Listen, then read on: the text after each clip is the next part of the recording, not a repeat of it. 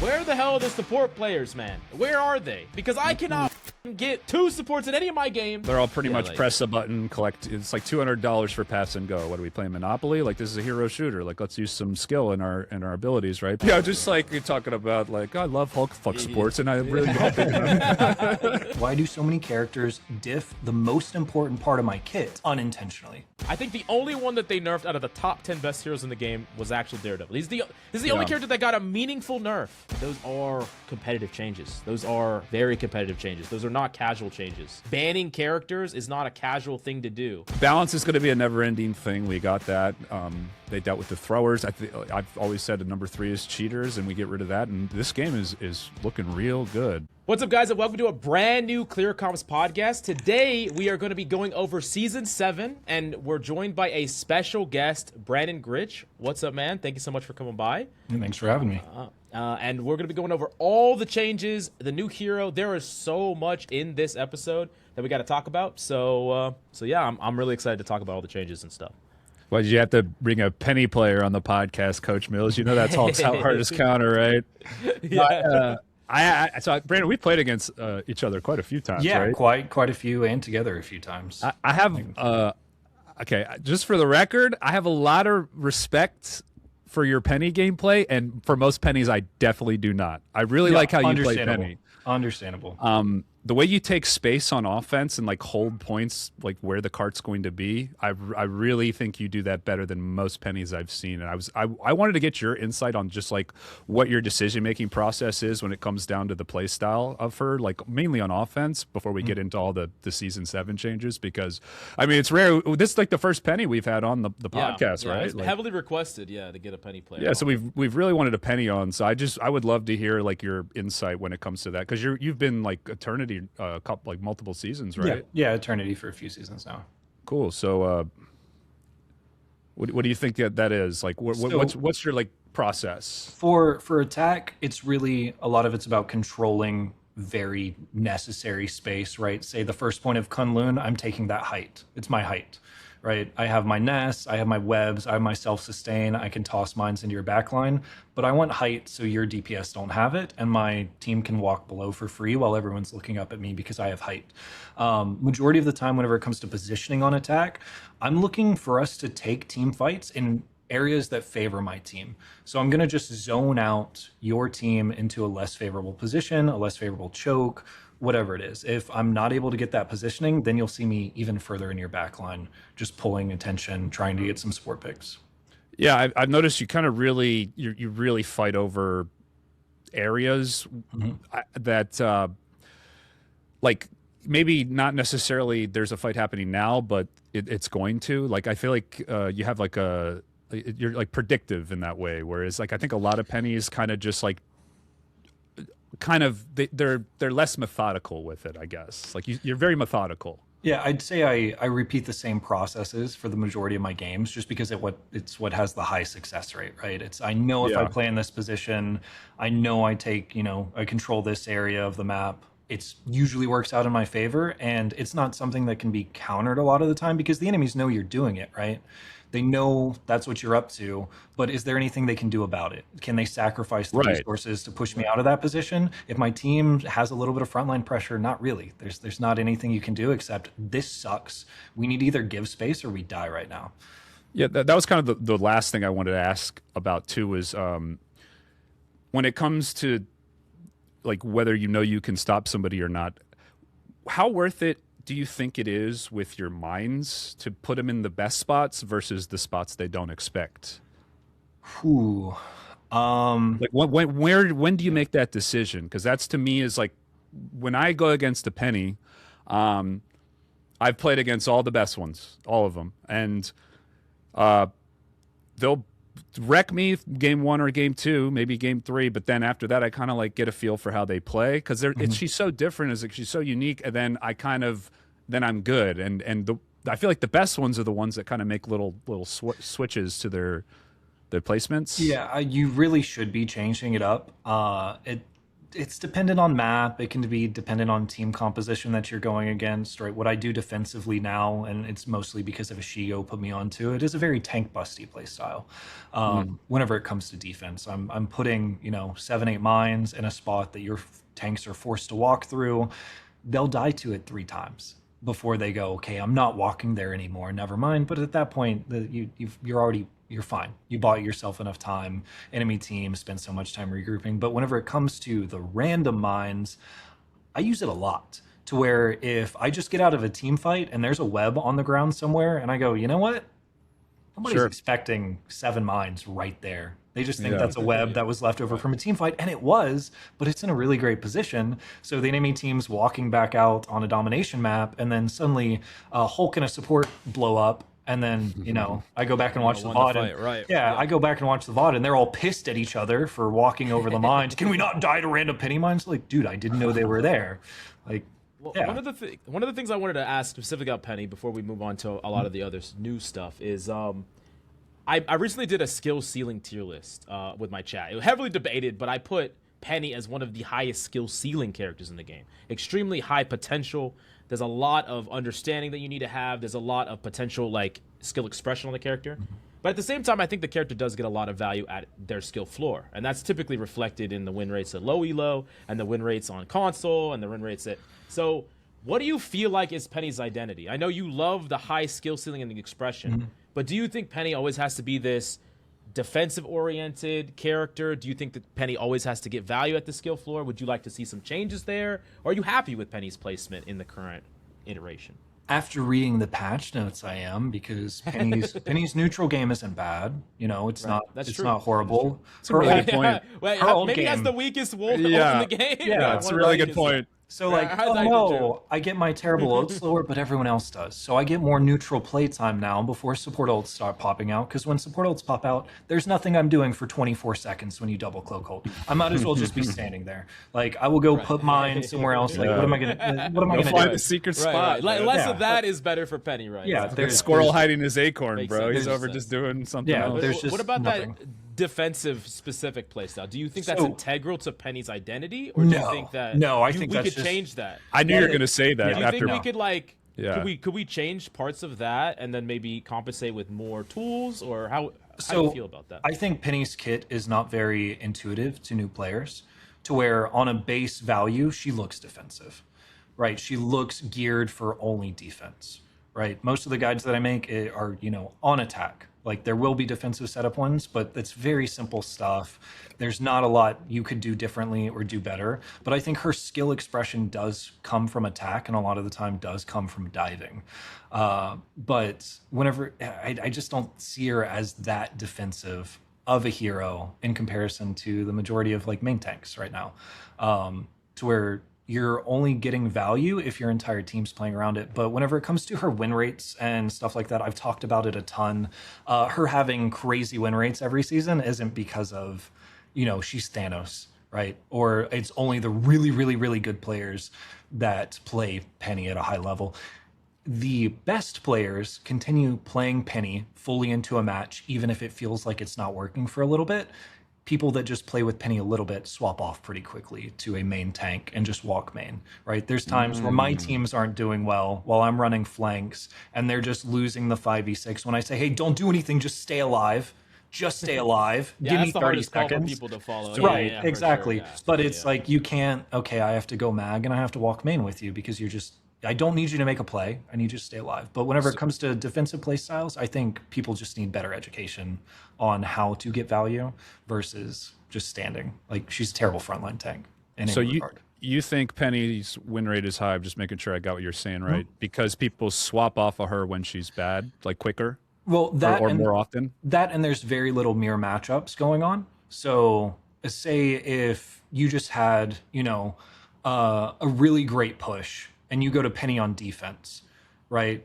You win the game defending on Peni, but you won the game defending on Peni because your push was really good while you probably weren't playing Peni. I think that's majority of the cases, but I think that goes into the win rates whenever it comes to someone like Widow.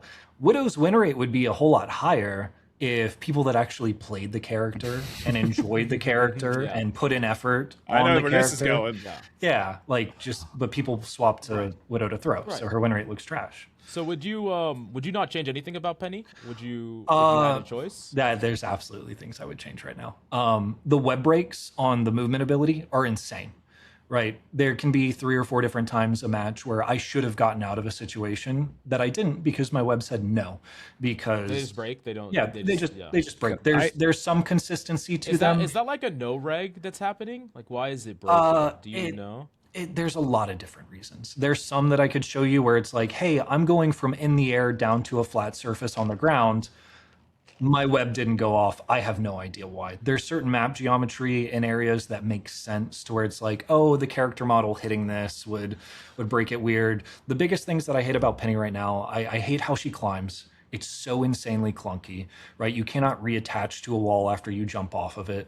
Why is that a thing at all? Staying connected to your web, literally useless. There's nothing I can come up with in the game to use for, right? There were some bugs that were around that got patched in the most recent one where you could throw a web, 50 meters away and then F key onto the ground and you actually get like 50 meters out of like the stretch to where you can sling back. And I, showed people that all the time and said, if you come up with anything for me to use you can this slingshot her?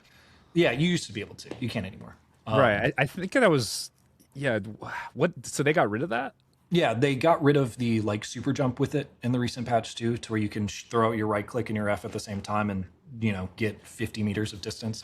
It's really hard to hit, but you could do it. I find it interesting. Usually, when we talk to people who main the character, one of the main things they say is they just wish for like bug fixes. Yeah. I do feel like the web pull is probably, I think, really how the good pennies separate themselves from, or great pennies separate themselves from the good ones, because the ones I see, like you mentioned, dive, they go in, they start meleeing you, and they live forever, and then they just web out. You'll see a bad penny walk around the whole match. So makes sense, right. How do you know when to dive on her? Like, when's a good time to dive? Is it just when they get low, or do you like set up plays with like other heroes? If I see say I see Cloak Bubble, and I know she doesn't have that cooldown, I can go in and stun and just start punching. Like, somebody's going to have to turn around for me, but most of the time that's also a situation I can get out of too, right? I have plenty of health. My movement ability is going to be back up again. If someone does start countering me, I can stun them and just get out. It's not usually a huge deal, but putting pressure on supports is a really big deal. But usually it's just way easier to have mines 5 feet behind them that they didn't know you put there because they were busy healing the tanks. Do you ever try to dive with the idea that you're going to like push them towards where your mines are? Yeah. I will herd supports like kittens back into my mines. Yeah, absolutely. The last thing I'll say is, speaking of kittens. Wait, what's that? No, that's a good segue. But I did want to talk. I wanted to ask really quickly about.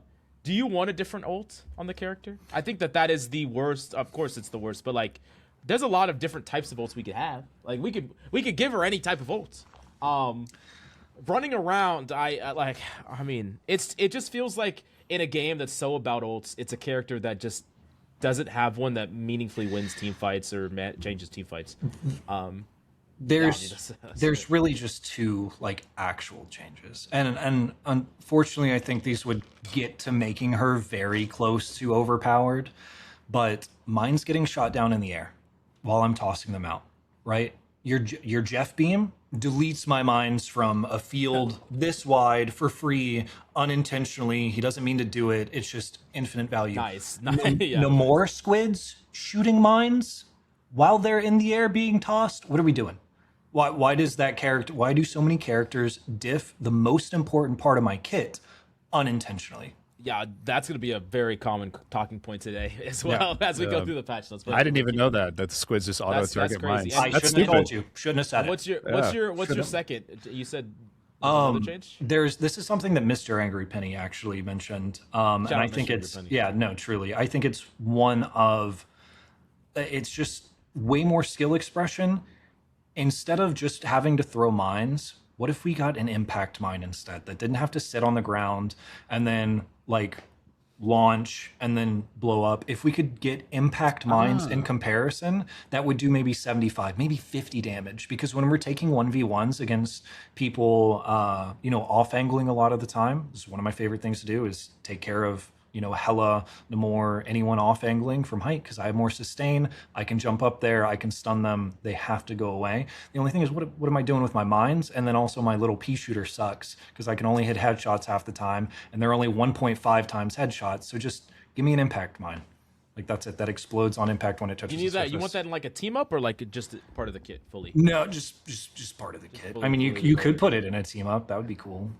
Like, Do you think that wouldn't like push her towards a direction where she starts to get like too good at too many different things? I think that's been like a critique of maybe for me and Mills of some of like the newer heroes, right? Like Elsa with all the just so shields. well-rounded. Yeah. Yeah, because I didn't really think of that. If you're going to go stop a side angle, your mine cooldowns are just up. Like, where do you put them? You can't really use them in a fight. Is that kind of what you were saying? Like, I mean, you can, but they're just not. Yeah, it's not going to do much. It's like, a very pre-fight thing that is Yeah. like.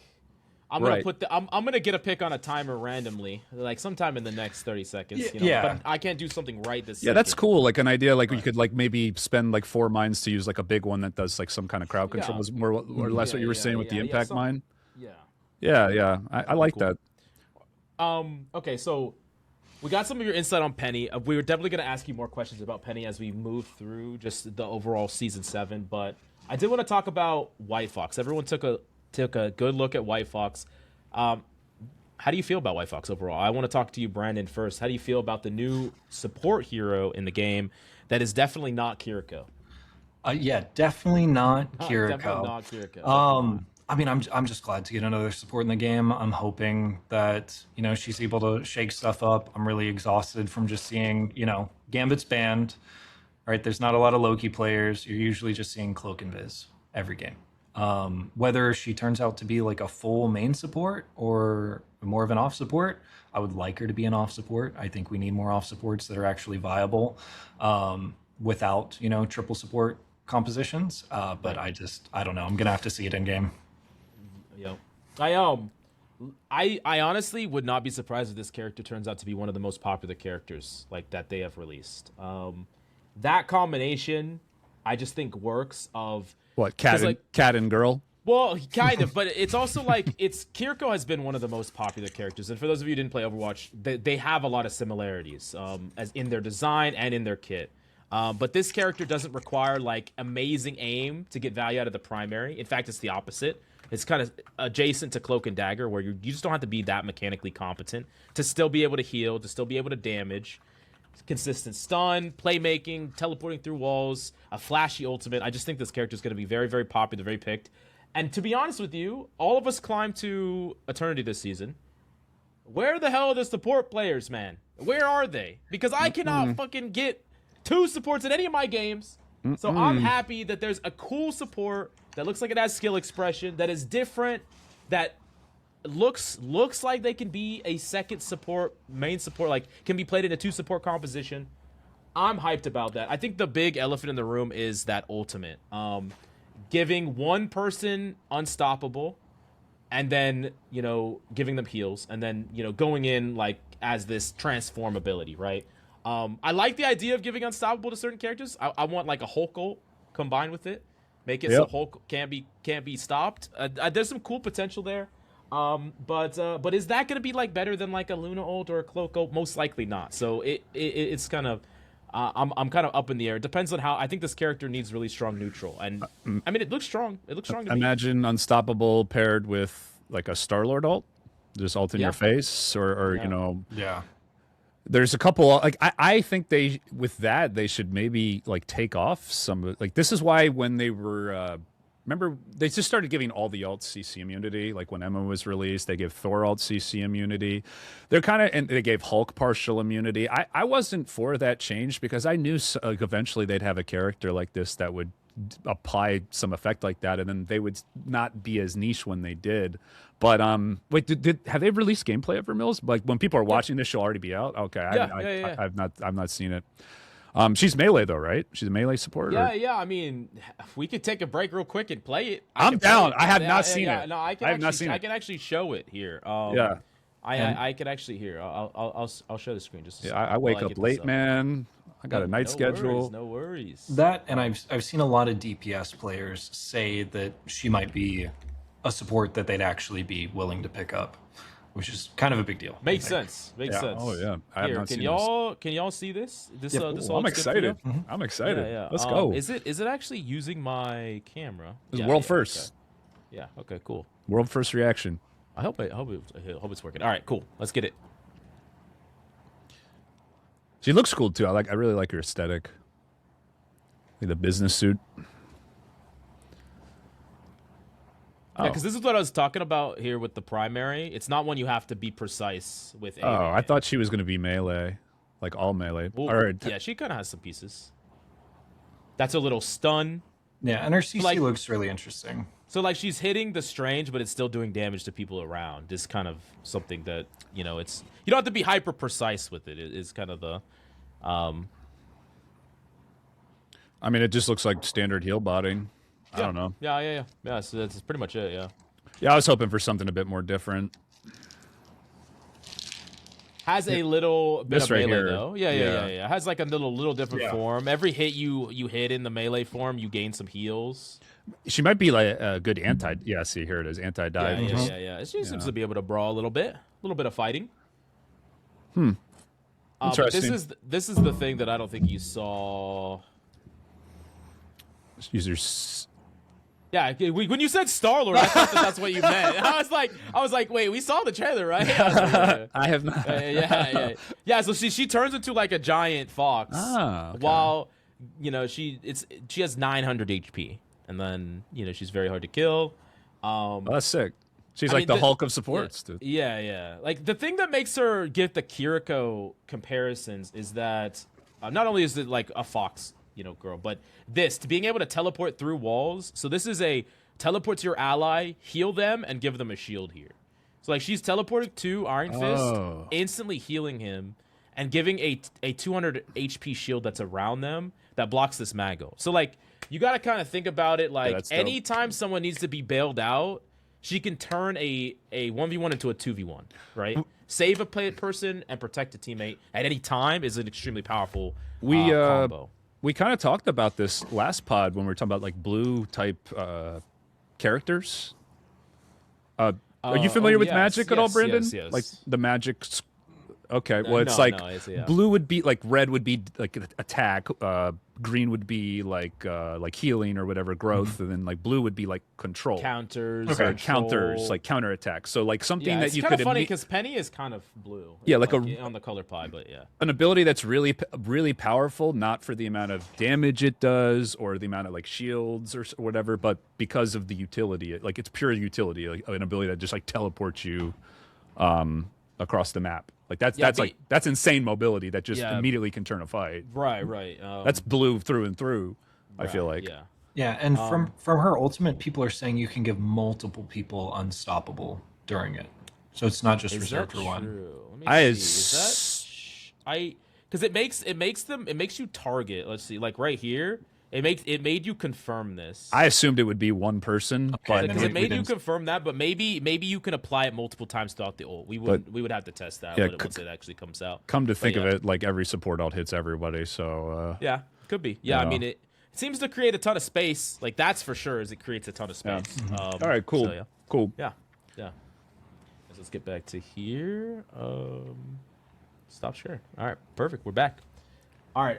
So yeah, now you saw the White Fox changes. So yeah, I think that overall, I think we needed a support, and I'm pretty optimistic. Any other closing thoughts about White Fox that you got? I'm a little disappointed based off of my initial impression, but I do really like that teleportability and the unstoppable. So I think she's cool. It's definitely different. I'll definitely give her a try, but to me, she just looks like another healbot support. Not like too excited. Like I was hoping for something completely different, like completely different, Like super like all melee. Yeah. Like Yeah, I feel like a long time people like- have been asking for like an Iron Fist that could heal, like a full on like like picking plays your team, you're diving in, you're doing some. Maybe the play styles. Maybe we just haven't seen it yet. I think she has enough in that kit to where she could maybe do stuff like that. Like you could maybe start backline and teleport to safety, right? Right. Like anywhere, you know. So it's just because I remember I said that last pod. I said that I thought Cloak and Dagger was like this gold standard, where it's a character that people can play in lower elo, but it like scales with skill. Like there's definitely a difference between like Celestial and Eternity Cloak and Daggers and Pro Cloak and Daggers than like a lower end Cloak and Dagger. I think this character, it's gonna be really easy for new players to pick up because of the primary. But it's a character that definitely scales. You know, like teleporting in is not good if you don't time it right. You know, like like a lot of things matter. You know, that melee form, you're probably gonna get bodied up if you whip it out at the wrong time. So is White Fox gonna be the next Jeff? I just got like Jeff PTSD when you said that. Yeah, it probably is. It probably is. Oh my god. And then we don't have a lot to talk about here. But every season needs a Gunnar skin character, whatever. Black Cat is definitely being added. And yeah, I mean, I don't know. Probably DPS, maybe a tank. I'm not sure. But yeah, back to back. I think maybe not the most popular characters, but still, I think going to be interesting additions. I'm pretty excited for season 7. You know, not the biggest banger. You know, they have a lot of like bangers still back in the tank that they haven't released. But yeah, I mean, they look cool. Yeah. When it comes to their releases, I think they're just kind of trickling in what would be healthy for the game, or what they think would be, versus, you know, oh, we have Thanos now. Right. Like, Yeah. And I don't know if you saw the roadmap where they're going through every saga. They're going through I did see the Avengers, and to me, it probably makes sense that they line up like they have probably certain releases lined up for those. Like for the end game, they probably have Thanos lined up. For the Doom saga, they probably have, you know, Doctor Doom. So it makes sense that like they would like to have things on a timeline, and they don't just want to force like all the greatest hits, you know, back to back to back. Then we don't want to get to a situation where for 2 years it's all the bangers, and then there's never, you know, room, right? Yeah, then it's, you know, characters that existed in 5 comics in the 70s. Right. And also, like, I think they have to kind of dig deep to get supports. Like, White Fox is a crazy pool for support. And like, I think, like, I'm not going to harp on this point too much, but I do think, like, it definitely has inspiration from Overwatch, and I actually think that that's a good thing. Like, look at, like, it obviously happened the other way, you know, Overwatch, the new 5 heroes in Overwatch 2, there's definitely been some inspiration from Rivals as well. You can look at heroes that have parts of their kit that works, design elements that works, and then find your own implementation of them. I think that's good.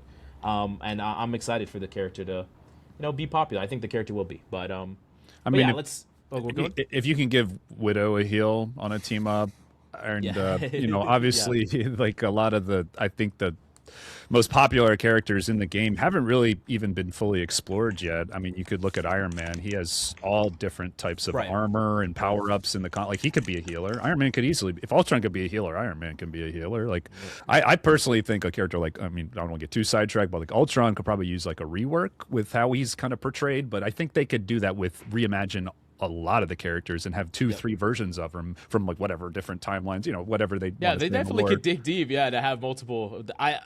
They do that in a lot of fighting games, actually. I know. I'm just thinking like Dragon Ball fighting games where they have like 3 versions of the same character. Yeah, I mean, Smash Bros. Kind of does that. If you like think of Captain Falcon, Ganondorf, Fox Falco, right? Like slight variations, things like that. I think are cool, and they could have like similar play styles too. And just do, you know, kind of like how Deadpool is, but with other heroes. Yeah, for sure. But before that, I want to thank the sponsor of this video, Heroes of History. This is a new strategy game that I've been playing, and it's actually a pretty cool mix of city building, hero collecting, and real-time battles. The whole idea is that you're building your own civilization while recruiting famous historical and mythological heroes like Einstein, Cleopatra, and even Hercules. You level them up, create different battle lineups, and then use them in fights while your city keeps growing through combat, research, and strategy. What makes this game kind of unique, though, is that it has a time travel storyline. Characters like Tesla and Einstein are basically jumping through different eras, trying to protect the timeline, so you're constantly unlocking heroes from different points in history. You can play it pretty casually too, quick sessions if you want, but there's also long-term progression, multiplayer battles, and cooperative gameplay if you want to grind it out with other players. Now, right now is actually the best time to jump in because they're running a huge Ancient Egypt event. From now until April 28th, you could jump into the Valley of Kings with Cleopatra and defend the Egyptian timeline. They also have added limited time heroes that you can unlock if you log in during the event. And if you want a head start, you could use my link in the description or scan the QR code on screen, and you get the Anubis Awakening starter pack that includes 10 antimatters, 2,000 XP, 20,000 food, and 5 Duat keys, which will help you build your team faster. So what are you waiting for? Download Heroes of History now using my link, and this is only available until May 5th, so make sure you grab it early. And once again, thank you so much for Heroes of History for sponsoring this video. But then now we're kind of approaching some of the bigger talking points of all the news today. Ult charge nerfs, 20%. It's give or take. It's going to be a little bit different. Ult charge nerf across the board. It's going to be more passive ult charge nerfs for supports, and more like damage based ult charge nerfs for DPS and vanguards. But it's pretty much going to average out to be like 20%. How do y'all feel? How do you feel, Brandon, about the ult charge nerfs 20% across the board? How do you feel about it? Is this a big dub or a L? So good. Let's go. So Let's go. I'm so insanely happy that we get more focus on the neutral game, because I think it's way more fun of a play style. Like, you will see me in my games hard calming, organizing every team fight based around ultimates every time, because I know what they have, I know what we have. Let's go ahead and play this little game of, checkers. If you would, like, it's, Exactly. I wouldn't. Do you enjoy that though, chess. at least a little bit? Like, I mean, I feel like that's Marvel Rivals' identity to an extent, but probably a little too much is maybe, or you don't like that part of the game at all. Or is it just one of those things you just embrace because that's what you need to do? I embrace it because you have to. If you don't IGL and organize those fights, people are just hitting Q whenever, and then, I'm the same way. Yeah, so it's like, I do it because I have to. I do enjoy a lot of it, but I would rather be calming, hey, Phoenix, take top right, I'm going left side behind, hold that off angle, I'll get a pick. Like, I would rather do that than going, hey, can we get Cloak Ult first? And then after that, we'll follow up with Rocket whenever they do their invis. Like, tired of that. Tired of that. Gotcha. But also, just for Peni in general, like, great. Awesome.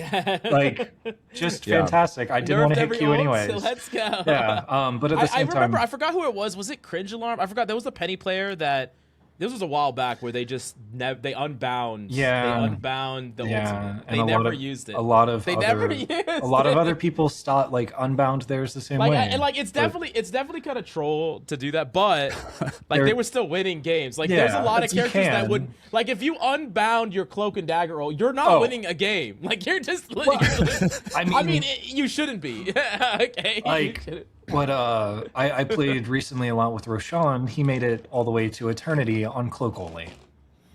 So no dagger. That's cool. I've seen the only damage rocket no dagger as well. Yeah, that's kind of gross. Yeah, it's gross stuff. But gross. I'm excited about the old charge nerfs in general, and I've picked up Groot a ton recently as well, because I have beef. I have beef with Groot. We'll talk about that in a little bit. But I got beef with the patch notes about Groot. We'll talk about that. He needs that. His ult's just so enabling compared to every other tank ult right now. My problem with Groot in particular, though, is that he's still going to build ult faster than all the other tanks and all the other DPS. And maybe not Hulk now. We'll get to that too. I mean, well, yeah, maybe not Hulk, but he's still building ult at an alarmingly faster rate than the others. Yeah, because everyone's hit kind of at the same. Like, neutral matters less, but his ults are still going to be building faster than the pack. What I think for this, though, in general, is off tanks are going to be getting their ults at the same speed, given their playstyle, right? Because you're not rewarded as much for doing damage the entire time. So when I'm flanking on Peni and I'm setting up mines, like, you get more value for being passive, like living, just being passive, for living, and doing whatever you need to do to win the game, which is not nice, just holding left click down mains. Right. Like, I'm building my ult charge. Yeah. Cap will be getting more. You stall a payload, you're getting more passive. Yeah, that makes sense. Yeah. I'm gonna let you say something in a second, Cap, but I will say that I don't think that this ult charge nerf is enough. I'm very happy that it's happened. I think it's in the right direction. I don't even think it's close to enough. I think we needed like 40%, because it is gonna make the game feel a bit better, but I wanted an entirely, new world, so to speak, where we actually live in multiple cycles of the neutral. I thought you were going to say like twice as much. I thought you were going to say like 100%. No, because this is 20%, 40%. I think that would have been a reasonable nerf.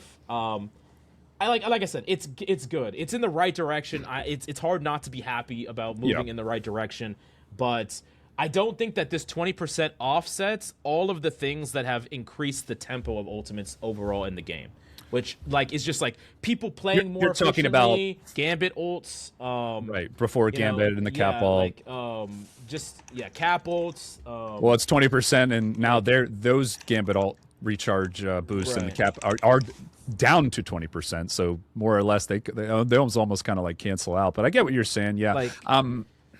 Like 20% just doesn't feel like a big enough number, but I can understand that they're afraid. Because like if you make it too much, you might end up in these situations where maybe on attack you got to ult once, if you know like one time, or maybe twice. It's just like I can understand why they're kind of scared of or nerfing it too much. But I would have preferred if they nerfed it a lot harder, like a lot harder. But yeah, so I mean, I just recorded my patch notes right before this. I'll be posting that tomorrow. But yeah, in that video, I said. I wanted it 50%. So I agree with you. I actually wanted it more. And I felt like you were going to say even higher, because I feel like 50% is a pretty good amount. I mean, just for anyone, a lot, but yeah, it would be. And it's not in NetEase's playbook to do a change that drastic, I feel like. But to me, the ults in this game are the least skillful parts of the game for the vast majority of the characters, and that's honestly like partly why I play Hulk, because it's for him it's like the most skillful part. So to me, that's like a lot more fun. One of the few skill like high skill Hulk, ults. Mag, great ults. There's not that many. I mean, even high skill characters like Psy have just a nonsense don't have to do anything ult, right? Yeah, they're all pretty much press a button, collect. It's like $200 for pass and go. What are we playing, Monopoly? Like, this is a hero shooter. Like, let's use some skill in our abilities, right? But I think it's towards the right direction, giving us more time, as Brandon said, to make those types of plays, those setups. I mean, a lot of times you'll have like half a skirmish, and then like one person will die, and you have to wait, and then like the ult, like people already have their ults. You get them in like 40 seconds. So it's going to you probably have like a minute now to really, fight your way in, collect an advantage in the neutral, or if you're really efficient and playing very aggressively, be able to get those ults first and not just have a support get it 2 seconds later because they get their ult so fast too and save it. You're right, because like I feel like when you're pressuring, part of the trade-off is they take more damage and they get their support ults quicker, and that's always kind of like the push. Yeah, the risk, right? You go really hard, you don't get a kill, they get ults first, right? So but making the margin as much. of that area bigger where you have an advantage, I think is like an absolute W for the game. I think the games are going to feel different, but not so much that it's going to really change things too much for any particular hero. But I do think there are, like Hulk, for instance, benefits way more from this change. And I think stall tanks in general benefit way more. And some... I think some, like DPS characters, like they said in the devlog, like I feel like Peni benefits from this. Yeah, like you said. I think objective play style is going to be rewarded a whole lot more in general than just farming for ults and then everyone hit Q. Did it work out? No? Okay, you just go try that again, right? So, how do you think about the support passive ult rate going down from 12 to whatever 8? Like it's like a 33%. That's huge. That was way bigger than I expected it to be. They got to earn it. They got to earn it. Yeah, every really you have to be participating. But I think that just takes triple support to a whole different world, right? Of like they're gonna be building so slow. If somebody that's the thing is, like especially badly built triple supports. Like the ones that don't have Mantis or Adam or Loki, or if you can't get your ult by dealing damage, you're never gonna get your ult. Like you play Invis Rocket Luna or something like that, or Invis Rocket Cloak. Yeah, you're gonna be sitting at 40%, and Hulk is gonna have his ult. And it's gonna be terrible. It's gonna be. I mean, I'd say terrible, but that's great. Like that's great because like those comps are. They just feel like they're not fun to play. They're kind of jokes. They're not fun to be on. They're either literally side their of. whole design is do nothing. Like we're gonna do nothing and then win with our Qs. Like I mean, I think at the end of the day, supports still do have a decent amount of offensive pressure, and I think it will push them more towards a play style that exists. They just don't really tap into. And this is not me saying support players are bad. I'm saying support players play to the value of their hero, which is unfortunate. Yeah. Wait, I'll say it. What are we doing? I mean, I could say it if you want. How dare you? That's not the point I'm trying to make. I could throw some, throw some shade at support. Shade now. Yeah, just like you're talking about, like, I love Hulk fuck sports, and I really love it. Just do that all podcast. But no, I mean, I lost my train of thought. Yeah. Fucking support. Well, actual fuck supports. They fucked me up, man. I'm just so mad at them. I can't remember what I was gonna say.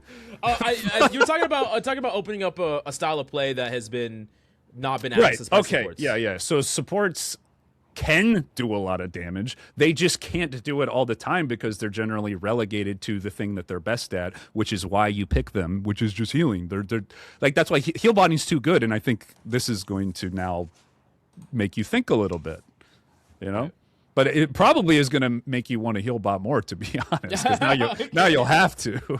You'll have to now. If it's there, but only if it's there. Like, there are times when there's not heal botting to have. Like when if your dive tanks are in, there's nothing to heal at that moment. Or right. So it's like you're saying it encourages them to be proactive and get those heals. Be proactive, do things during the moments where there's not a big body to heal up. Like big Hulk comes back in 1 HP, you heal him up because that's the best ult charge you're gonna get. But then after that, you need to find ways to get value, get ult charge somewhere. You need to find it. You can't just hide and get it, right? You have to go and seek it. Right? It changes the game for sure. It definitely, I think, may increase the skill gap between supports, which terrifies me a little bit.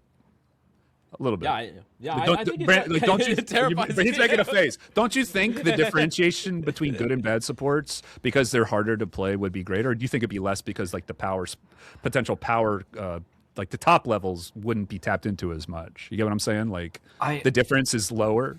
I think it's going to be a really good thing. I think we're going to see supports having to play the neutral game way more often, make way more aggressive decisions, and get rewarded for those decisions.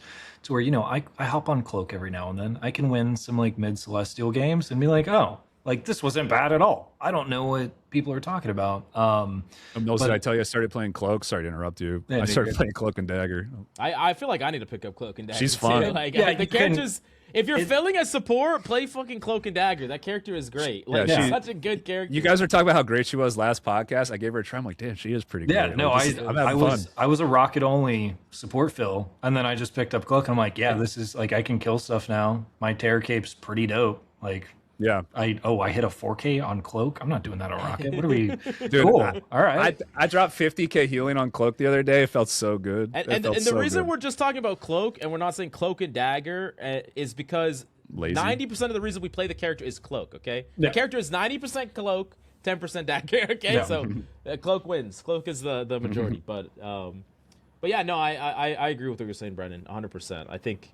Just increases the skill for support. Increases the skill overall, I think. Like, really, like, more neutral, more decisions, more meaningful decisions, instead of, like, smaller, less important ones, or, like, bigger, less important, or, like, you have one decision, which is when you press Q. Like, that, no one really likes that. But the other thing I want to talk about is 3 bans. How do you feel, Brandon, about 3 bans? Both teams get 3 bans. Great. That's I mean, they obviously have trouble balancing. Like they do. They know they have an issue to where when you have 2 double bans, multiple games in a row, you're like, okay, there's still some really OP stuff that is really tough to counter with current meta and current state of other characters, where it gets tough. I think 3 is good. So now I will just have my 1 permaban and my 2 nice to haves. And that's it. Yeah. Dude, I love Brandon's reactions. Like he said, great. Like he's like great. Yeah. Can you imagine that in the cold open, Mills, where you're gonna have to have like the music build up and crash? Of course. Tick tock tick. Great. It's fucking hilarious. I think both teams. We need to like universally agree and spread the word. This is everyone needs to know this. The first ban on both teams is your freebie. Do not be banning Elsa, Gambit, Groot. You ban something that specific. Is very unlikely to be double banned. Okay, we do not want double bans on the first one because then you back yourself into a corner, right? Both teams banned Gambit with the first ban. Fuck. both then is like, Yeah. oh, okay, so we don't want to see that. I want to see Spider-Man bans. I want to see random Wolf bans. I want to see random group ban, or not group ban, like any off meta, whatever. The first one is just random, right? But do you we want can to do leave the it up meta to bans chance? in the last two, okay? We can do the last two. But you get that one guy who forces you into the 20% chance. Yeah, and then they're gonna fuck. And then by the way, you got no fallback anymore. You got no safety valve. So that's why people do it first, because the characters are so broken, man. I am very heated about today and a lot of the changes. Everything we've talked about so far is good. I think 3 bans is good. Why is there still percentage? Can't we just do majority wins when it comes down to like? I why don't is know it why not that's never majority been a thing. wins? It's No idea. I get fucked by the 20%er every time. I'm serious. Team-based game, team-based decision. Like I don't understand it. Exactly. Yeah. And it's even worse when someone bans someone's pick and they're like, "Oh, my bad, I didn't mean to," and then everyone else just selects a different character because they don't want that character. But of course, the one guy that banned, it's a fucking wreck. And I still kind of feel like they should have just done no double bans too, in addition to the 3 bans. Maybe that would have been too much. If it's just like 6 bans in isolation every game, that is a lot of bans. Yeah. If there's no doubles, but I would have probably preferred that. But this is still, once again, I can't be mad about a step in the right direction. Like it's a step in the right direction. 3 bans or adding more bans is the best change they could have possibly made to this game. Yeah. Well, and I think just adding the 3rd ban alone, you see the first 2 and you go, hey, there's a really good chance that they're running this. If those are their 2 bans here, how about we just throw in this for the 3rd one, so you get more more info. more I like game that. knowledge That's expression cool. in the ban phase too. So that's just another opportunity to Yeah, that's a good point. edge the competition out by thinking critically, maybe a little bit. Yeah, like the ban phase in League, for instance, is actually a pretty important part, especially in like the pro play. It's like super interesting, and I would like to see like the ranked experience more mimic that as the player base gets better. So more bans. I was hoping for 4 personally, but again, as Mills said, you got to be realistic with the changes that we're asking for, I guess, because I think they're trying to cater this game to a certain player base. I mean, this is something we've talked about a lot lately, that Marvel Rivals is kind of catered primarily, I think, to like a casual base. Would you agree with that, or not so much? Because it seems like they're moving away from that maybe a little bit. This is a pretty competitive change. Yeah, absolutely. Actually. Absolutely. Yes, but at the same time, I talk to Guru a lot about stuff, and he's as tapped into the scene as you could possibly be. And I think what they're doing right now, like, these are amazing changes. I'm really happy about the majority of it. But whenever it comes to being competitive in general, I don't think that's their main goal, right? We're seeing a lot of different orgs pull in and out of the scene because it's just not working out. The viewership isn't super, super there. I think the old charge changes will make it a little bit more entertaining to watch in general, instead of crazy ult fights every single team fight. But with how it's going right now, I think it's catered more to casuals. Yeah, like, isn't it funny when the alt phase goes down when you're watching competitive? That's when you want to get up and go get a drink. Yeah, because it's just silent now. It's just, it's silent. It's like, okay, I got about 20 seconds. I'm gonna go to the bathroom real quick and catch the neutral. I think at the competitive, this is so good for the competitive scene. I think you're going to see that the good players and good teams really start to differentiate themselves, and I think you're going to bring more of that element of skill back to the game. And then I think the cool part about this is kind of why I brought it up is, like, if this is viewed as something that increases the viewer numbers of like the games and the competitive and all the they have like a YouTube channel where they're just like casting games constantly. It only gets like 500,000 viewers, so if they see like a uptick in that because it's more fun to watch, they're probably going to make more changes like this. They're going to go further in this direction, as long as it doesn't hurt those like casual numbers too much, which is why I love seeing that little, sorry, I mean to keep rambling, but the thing where you can take pictures. No, I like that. Yeah, I actually like that. And I've been kind of hearing everyone's take about the game being like the casual versus competitive thing and the pro scene and stuff like that. In my opinion, because I've watched a lot of esports come and go, and games try to establish their esports, successfully, unsuccessfully. I really think the only thing that matters is that your game lives. Like, if your game is alive 5 years down the line, the chances of your esports doing well is astronomical. Because like most games just don't survive that long. And like if you keep the people interested, eventually they crave higher level experiences. The casual player eventually turns into the competitive player every time. You just need to give them long enough to the game has to stay relevant. The game can't die, and they're doing that. Like I think 5 years from now we're going to be looking at a game that has more competitive balance, which is like this is already a step showing that that's something they're down for now. I can imagine 5 years from now we take it up to 10. We have 4 bans, no double bans, or we have like pro bans in ranked, or we have far less ultimate percentage charge. Like there's these changes long term can happen, and the audience and the player base. I think it's kind of funny how pretty much we've had like guest after guest as a guest on the pod, and pretty much everyone's kind of come to the conclusion that the game's super casual. Yet we're getting 30, 40K viewers every single fucking week on this pod just talking about balance, talking about the game. Like if casual people are not watching a podcast thinking about how can we, balance the game properly, or like begging for we're still young, Coach bans, Mills. We got ways to go. Yeah, it's like that's what I'm saying. Is I think the game is not as casual as people say it is, even though it is really casual. But the audience is slowly becoming more primed for it to becoming less casual. And I think the game will become less casual over time. And for the people that stick around, as long as you can handle it until then, I think the game will morph over time into what people want. I mean, NetEase has always kind of just done what people want. This is what people want, and they've done that thing. So that's kind of how I feel about it. Yeah, I think that's interesting that you say like the longer. I mean, obviously, if a game lasts longer, there was an esports. I mean, maybe not always. I guess. I mean, now that I think about it, I'm just thinking in terms of like, okay, how do you make a game live longer? And like the people who actually spend money on it would be probably where I start, right? Like the people who buy skins, and to me that's just like the most amount of players, right? Like because it's a free to play game. So is like how much money is there really in like having like high rank competitive esports? Like if there, it kind of depends. Yeah, it's hard. It depends on the viewership and long term implications.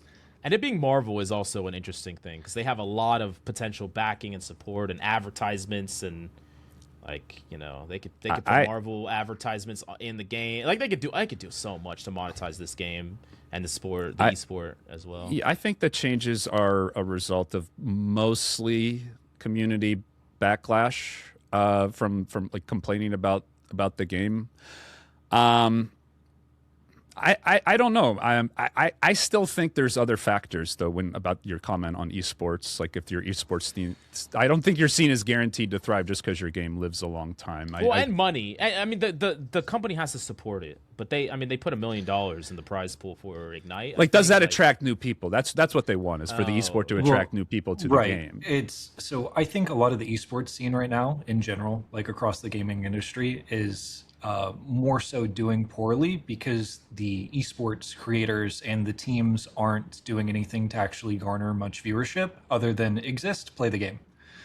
Right? If they were to shake something up and have louder personalities, teams that you recognize and you root for and you get behind, right? Say we have the Muhammad Ali of boxing come into esports, be a showman, be loud, be entertaining, right? Same if you did that across esports in general, people would watch more because they're having more fun. And if people just watch more, it's going to get supported more. There's more advertisers in it now, And that's such a great point because this is the point I wanted to get to. How do you get to that point where your esport is worth watching? That you have to have people who are better, that are just better, and that they're fun to watch, right? And you can't have that in a game where the ults are down every 40 seconds, and the ults just make. So I mean that's a beautiful point because I agree. I agree with what you said to an extent, Mills. Like I do agree with that. The longer a game lives, the more like the better chance maybe. But really, the reason a game's going to live that long is because you're attracting a hardcore player base. Because I really do think those are the types of people who kind of like dictate what's going on in the community. Right. Like when you look at like tournaments, people like watching good players. At the end of the day. I just think that like this kind of proves that like hardcore players or people that want to take rivals more seriously do have a voice with the devs. Like they do have some sway. More with knowledgeable the devs. about the game. Like they do care. They do care because like a truly casual player is not complaining about triple support. Like, Right. That's not affecting their Well, games. maybe they are, If you're just locking in quick play. Well, they're echoing the opinions of other people. They're not saying their own opinion. Like that's not that's it like I would love to do a pod where we get on like only casual people, because you mentioned would like love that, our yeah. viewer numbers. I mean, it would be interesting to get like a different perspective and show people maybe like this is also like a big portion of the player base that maybe you don't interact with every I day. want to find someone that never played comp ever. I- And they come on the pod. That'd be cool. Or I might maybe ask once. my buddy. I have a buddy I have in that'd mind. be cool. Yeah. Yeah. But yeah, I mean, people can, and I can understand people having like counterpoints and maybe disagreeing with me, but I think I kind of thought about it where everyone just kind of come to the conclusion that this game is casual and it will always be casual, and I just don't really agree. Like, I don't think that that needs to be always true. And I think that like everyone is kind of universally cheering the ult charge nerf and the 3 bans, and those are competitive changes. Those are very competitive changes. Those are not casual changes. Banning characters is not a casual thing to do. Not letting me pick Spider-Man in every lobby I'm in is not a casual thing. Like, that's not casual. That's competitive, and people like it, and people want it, and like people say that they want the game to stay casual. I think that what they really mean is they don't want, you know. I mean, that's like they just don't want to be left out of the conversation. You know, they don't want high elo players to tell them how the game should be perfectly balanced for their elo. They don't want to be suffering against a thing and a squirrel girl, and for a high elo player to say, you don't matter. Like, that's what they don't want that, but that doesn't necessarily equate to. I think a lot of how that's expressed is just received negatively because it's expressed negatively. If I sit down with someone and go, "Hey, man, you know, you're in gold right now because you don't have fundamental understandings of the game," to where if you don't have those fundamental understandings, you can't really form much of an opinion just based on what you're seeing, because you haven't played in organized team fights, you haven't played in organized team play, you don't know what's going on at the highest level, you don't know what's going on in your lobbies because no one there does. That's okay. They're having fun, they're enjoying themselves, but you can't expect changes to be made to account for people that don't know what's going on and don't know what they're doing. I mean, to not in gold affect people players on the other end. In gold players' No, defense, I do agree with you, Brent, 100%. The delivery does matter. well, there are some lot. people who are gold by choice. I used to have a buddy who played League of Legends. Again, he was one of have the your best fun. players. Enjoy it. Don't mold like all of us and Yeah. tweak out every single day because Elsa's taking 6 off the map again. Right. Whatever. And I'm gonna say this straight up. Anyone who watches our podcast, you are automatically a competitive player. I'm sorry, Yeah, but that's- you are. Like, that's just it. Like, you're bought in. You're already 54 minutes in. We're not even halfway done.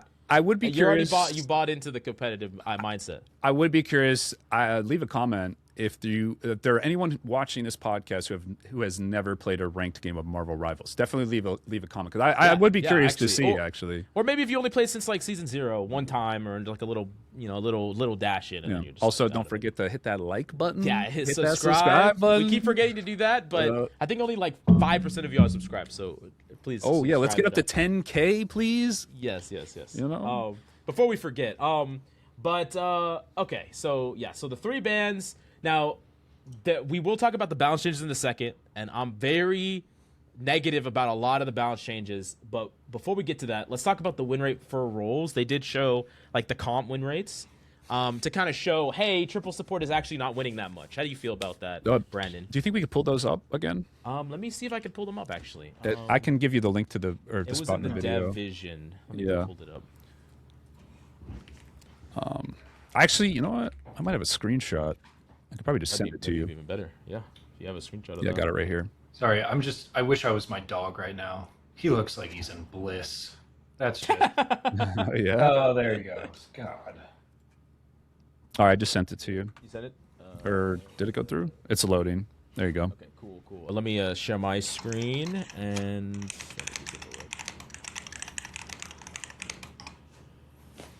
share. Okay, is that showing good? All right. So, so this is going to be. We look at the usage rate, which is like vast majority of all ranks are using 222. Celestial and above are using it at 70%. So that's like even another like 11% in Celestial and above are doing 222, and 222 is winning more. So this is kind of what they said. They kind of showed this off and said, hey, 222 is still the most dominant composition, even though everyone hates triple support. We're still going to nerf triple support. We're still going to get rid of triple support, or we're going to weaken it. But that's not what is winning. So I think like a lot of times when they do stuff like this, they're trying to change people's perception about it. Like that's what they're trying to say is like your perception is wrong based on the data, and here's the data to prove triple support is actually not as broken as you think. What do you think about that, Brandon? How do you feel about this data and triple support? What are your thoughts on it? So the top one, the all ranks, is just terrible data. I do not care. That doesn't doesn't matter. Even for Celestial and above, I would love to just see it for Eternity and above, because you can be playing in Celestial and you have an 0-6 DPS that was on Magic the whole time, and then they swap Jeff out of nowhere when you're solo tanking already, and I do feel like the game changes a pretty good amount above it, roughly Eternity. I think is when you really start to see a jump. But again, the data is just not like triple support. Again, they mentioned in the dev vision specifically Loki, Mantis, Gambit. Right, I have been in top 100 lobbies where it's Loki, Mantis, Gambit, Star-Lord, Mag, Emma. What do you do other than match? Nothing. There's really not a lot. If you let Loki, Gambit, Mantis through the ban phase, do you deserve to win that game? No, I don't really think so. I think. No, I see a Gambit hover on my team, and I go, I'm praying the enemy team's smarter than we are right now, and they usually are. So it's all right.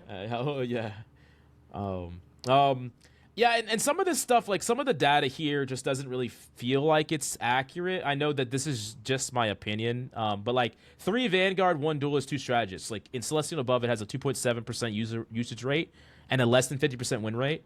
I played that composition a lot and won a lot. Now, you can't play that with every combination of 3 Vanguards, but like tank pool is almost like a DP, and like you can throw in a Thor there, and he plays like these. There's a lot of these off tanks that are kind of like half DPS, half tank hybrids in a lot of ways, and they can occupy or create like a semblance of 222, but you're not making it with 222. You have a mag, you have a Thor, and you have a tank pool, and that's like just as good. If you have a good tank pool and a good Thor player, better that than swapping to a DPS that you have no idea how to play. Like you're gonna win the games way more. Yeah, I'm a little surprised by how low the use rate is for that comp in particular. But I guess I'm a little biased because I play tank and I get more of them. But I'm a little surprised by how much they're downplaying how good 3 strategists is.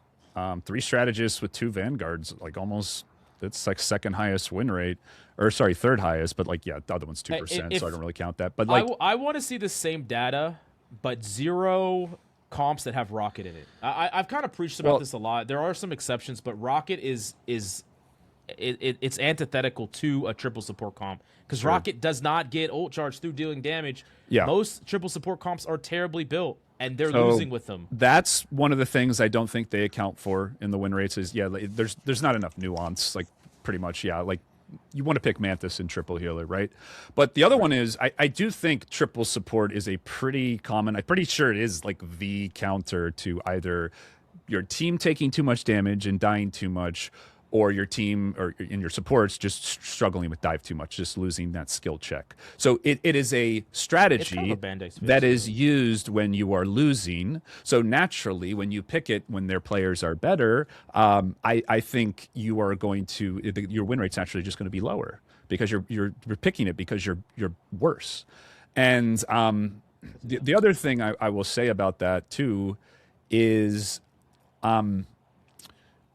oh no, I guess we covered it. Yeah, because they're just playing the wrong heroes during it. Because I'm looking at is that 1 Vanguard, 2 Vanguards? Because I'm looking at the all ranks, and it says that 1 Vanguard, 3 duelists. One Vanguard, 2 duelists, 3 strategists wins more. No, it's less than 2. I remember what I wanted to say. It was because I think healers are generally played less. So I typically think when you have 3 strategists, it is because of some other reason other than you actually got 3 strategists on your team. It's usually because of another reason, I feel like. Right. Not always, but... Yeah, and again, with a lot of how this data is aggregated, right? If you end up starting on 222, but you swap to triple support because you had to match their triple support, and now it's, oh, well, one team wins, one team loses, both were on triple, that's just a 50-50 now. So it's a mere matchup. Again, it's not, oh, the other team stayed on triple the whole time, the other team stayed on 222 the whole time. Like, it's just bad data. Yeah. Like, we have to get so much further into the numbers. I 100% agree with you, Brad. I feel like the data is kind of nonsense. But what I really think, because at the end of the day, they did nerf triple support. Like, that's what the ult charge change hurt the most, is triple support. I think that what they're really trying to do is just change people's perspective, because I think there's a lot of players, and this is mostly lower rank players, and there is higher rank players that believe this too, that think that triple support is the best comp in any situation. It always wins, and you only get to play the game until they swap to triple. Like you get to have your game, but the second they swap to triple, if you don't swap to triple, you lost the game, and that's not true. There are a lot of players like that, and they feel that way, and I feel like we know that that's not true. You do not need to play triple to beat a triple every single time. There's a lot of triples that are built poorly. There's a lot of characters, I think, in triple that are not easy to play, like play perfectly. Loki, Gambit, Mantis, Adam, like these characters, you can't just randomly play these characters for the first time and play them well. Like, I think very often, like, it's very easy, like, as a diver, you die. Let's say I'm Venom and I hit the back line. I love playing Venom in a triple. It's one of the strongest characters in a triple. I'm not going to get into why, but you hit in the back line, and a Cloak will bubble, and a Loki will totem at the same time. There's no communication. There's no coordination. You baited out 2 defensive cooldowns when it only really needed 1. Like, there's ways to punish, like, a lot of these really poorly built, not very skillful players sometimes playing, like, just trying to throw a triple support comp together because they think it's their route to just a free win, and it's just not true. Do you agree with what Zeong said, that triple support comps require more communication? Because I did not agree with that at all either. I do not agree with that. Maybe in, like, the highest levels of play. More than 2-2-2 poke slop. In my opinion, more than like Emma Mag, because it's Gene Hella, like Cloak. You guys ever have a triple support ult go off? All 3 at the same time. You ever see that happen and go, we're that bad? Yeah. Have you? Yeah, multiple times. It's I don't think I have. I haven't seen it because I never get damn triple support on my team. Yeah. It's always the enemy team that gets it because I'm the one forcing it. I never get triple support, man. It pisses me off. I get so mad because I swear 9 out of 10 triple support, it's the enemy team too. I like having triple support on my team, obviously as a Hulk, but sorry, I just random crash out. My bad. I'm good. We're good. Yeah, I mean, I don't think I played triple support because I climbed my main and my ult. I was fucking around on my ult with Momo, so that doesn't really count because he's. Oh, were you? I didn't even know. Yeah. But I gotta go watch that. I got both of them to eternity, and I don't think that there was one game I played triple. I'm telling you, we could not find a support player in any game. Like, it felt like triple was impossible to find. Momo said he's never doing with me, so he said I suck. He said that after the podcast. Y'all got a love-hate relation. Y'all love each other. Yeah. But yeah. Anyways, I really think that this it's funny they put this out because they didn't put this out and then not nerf triple support. They put this out and then nerf triple support too. Like they're like, hey guys, y'all need to calm down, but also we're doing what y'all want. Yeah.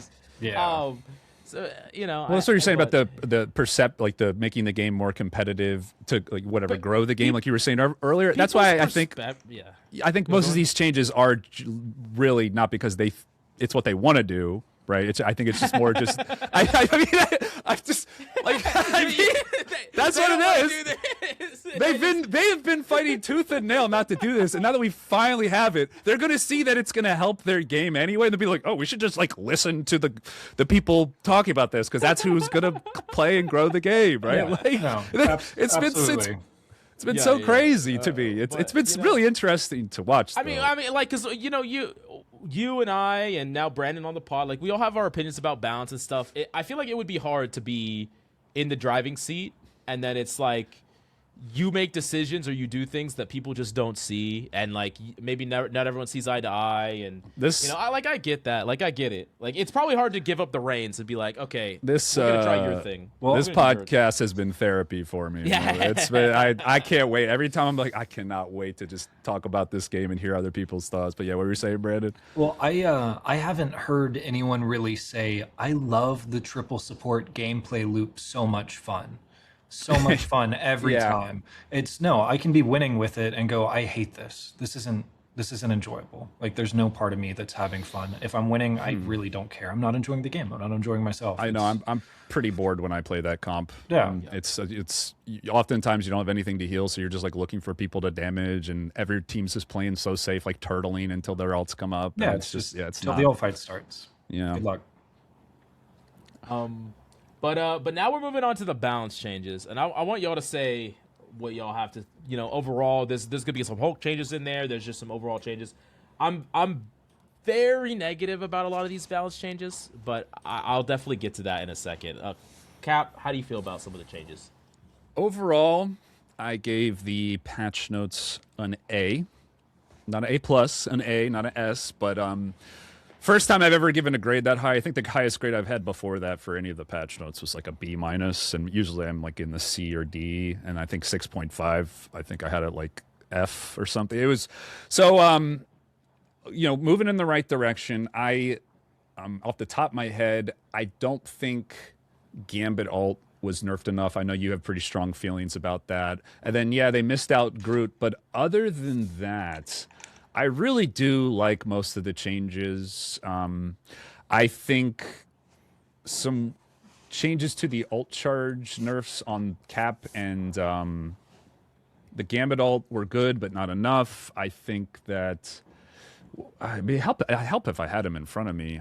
I really. You want me to whip up? I mean, it's hard because I have to scroll through all of them. Yeah, I thought we were just going to go down the list, but I could talk about the Hulk changes if you want. Yeah. Talk about how do you feel about the Hulk? Yeah, so Hulk is. I'm going to do my responsibility as someone trying to give it to you guys straight, give you guys like the accurate representation of like what's good and what's bad at the cost of potentially Hulk now getting banned. Hulk's going to be overpowered.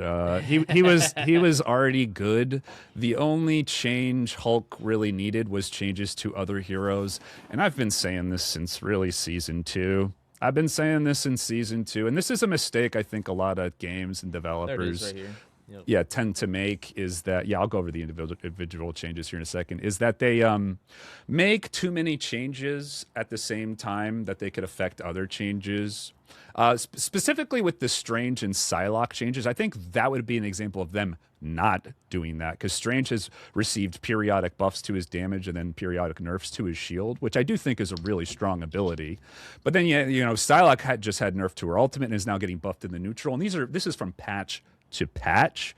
So I'm okay with them kind of reallocating power on a patch by patch basis instead of doing it all at once. But you shouldn't have like game defining things that affect a thing, in this case ult charge, and then like buff the ult charge of another hero who's already like probably better off just with the changes on their own. Basically what I'm saying is the ult charge change nerf helps Hulk more than other heroes, and now Hulk's getting a buff on top of it. So he effectively got double buffed, and now he's going to be overpowered. He might get old faster than a lot of most supports. He will. Like Good Hulks. Even so, the Hulk's going to get to the point now where you can be like not that good on him and probably still win. So I think Hulk is probably going to be a ban hero for the first time for him actually being good. I think it's good if Hulk's good. Like I know like maybe you're gonna be biased to that, but I don't play Hulk at all, and I think it's good because I was actually looking. Today we did we ranked all the ults on like most powerful to least powerful. I don't really think, I know that you can squeeze a lot of value out of it being really good, but I don't think that Hulk ult really stacks up compared to a lot of the value that most tank ults get. Even a lot of DPS ults. It's not that great of a transform ultimate. It doesn't always require a counter ult to stop, and there can be ways to shut it down. So I think like Yeah, the value of Hulk ult right now, at least, is the fact that you can get it faster than other ults if you play very, very well, which is hard to do, granted, but it's going to be a lot easier to do that now. So they nerfed his shield from 250 to 200 a few patches ago, where it made you actually get less ult from your shield, which was actually a pretty big nerf, and then they made it so your shield comes up quicker. Now it's going to be like the old values.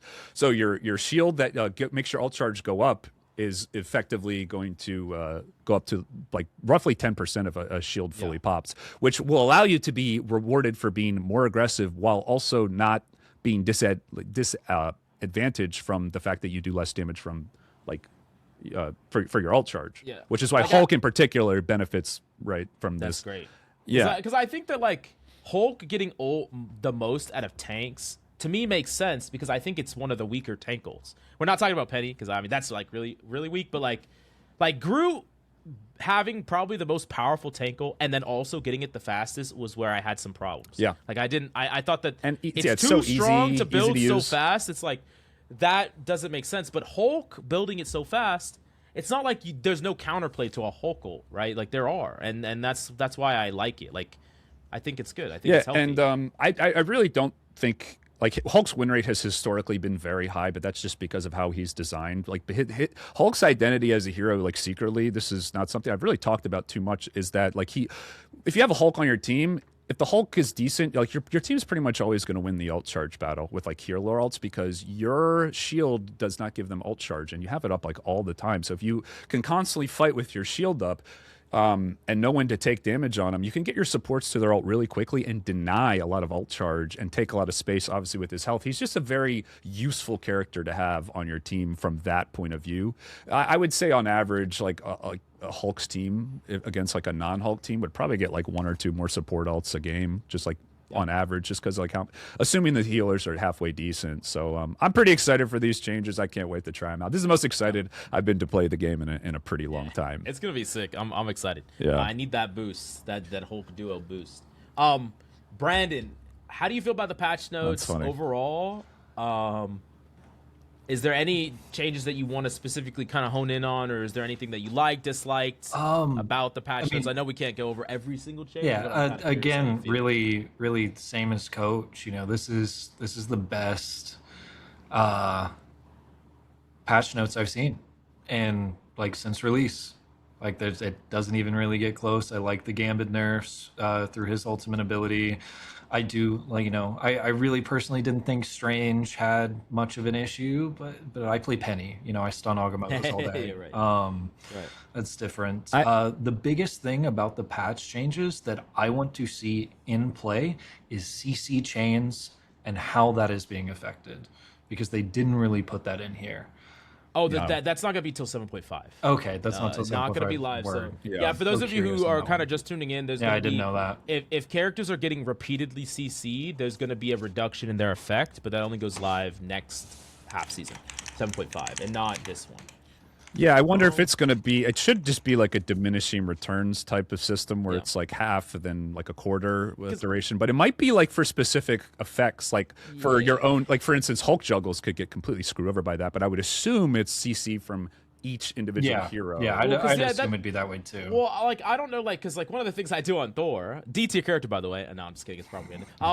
We kidnap the mag, and then we kidnap him again, and then we kidnap him again, and then we keep doing that. Like, can I keep doing that, or is that not going to be a thing anymore? So that's what I wonder. It's separate instances. So. I would assume so, because I also don't even imagine how they would prevent me. Like, are they going to physically stop Thor from moving? You know what I'm saying? Like, how would they? No. Or is he going to fall behind me? Like, I think it'll be separate, because when I get Invis pulled in, to the enemy's front line, and then the Spidey pulls me into, even further in, and then all of a sudden I'm Bucky hooked as well, and then Emma turns around and chokes me, and I could have just let go of the keyboard and mouse for the next 5 seconds, and there wasn't anything I could do. You might as well. I think that's what they're trying to tackle more than just one singular person. I mean, there's a lot to talk about with that, because like when things like that get added into the game, well, that's now a new system that you have to keep track of too, and be like, okay, wait, do they still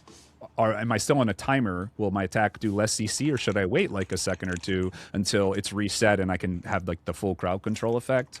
So will there be a visual indicator for that? Like, how are players going to be informed? That is a good point, because it's going to be kind of weird when your ability doesn't do the same thing that you expect it to do. Frustrating. Like, why did that not? It's really frustrating. I know people are really upset right now about like no regs too. It's just like inconsistencies no regs are in general. A weird amount, like very. Yeah, odd they've amount of increased. regs. They've increased, and it's annoying. It's very annoying. Yeah, like I've been playing Spider-Man. I finally got to Grandmaster with Spider-Man. Let's go.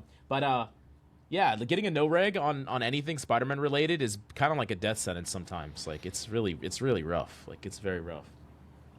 It's interesting that y'all are so positive about these. I'm glad that you are. And I kind of said this is that the weighted part of the test, Netty's passed with flying colors, which is the extra bands and the ult nerf. I think that is more important than anything else in the patch notes. So like before, like my general sentiment is positive just with that alone, like 8 out of 10, maybe 9 out of 10, you know. But when I actually look at the patch notes themselves, I am very, very disappointed with some of these changes. And like the main ones I want to focus on. So I love Tank Pool.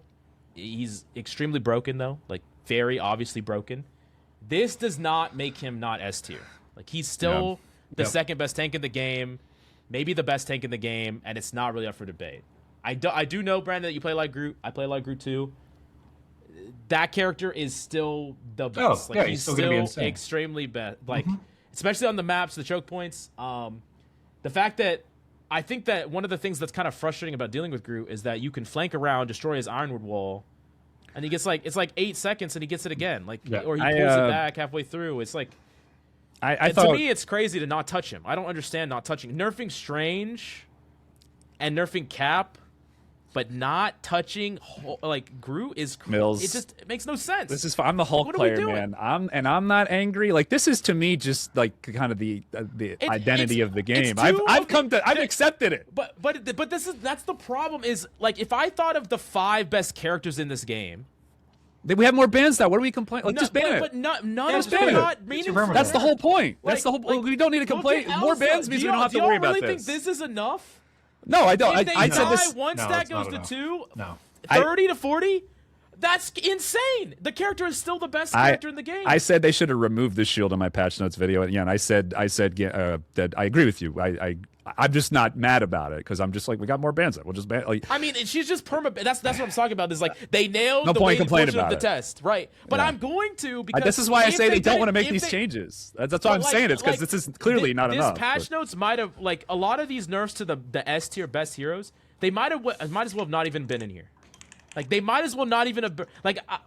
When the dev blog when they announced, oh, we're nerfing Elsa, oh, we're nerfing Tank Pool, oh, we're nerfing Gambit, like my imagination of what the patch notes would be like was far better than what actually happened, which is just like a small slap on the wrist. Like this character is still the best DPS in the game. Like, hey, Brandon, by far. Do you think they view nerfing heroes as like a financial disincentive, or do you think it's like another reason? Like nerfing a hero makes them not want to play it, makes people play the game less, sell less skins, yada yada yada. I would fall under that for sure. Yeah.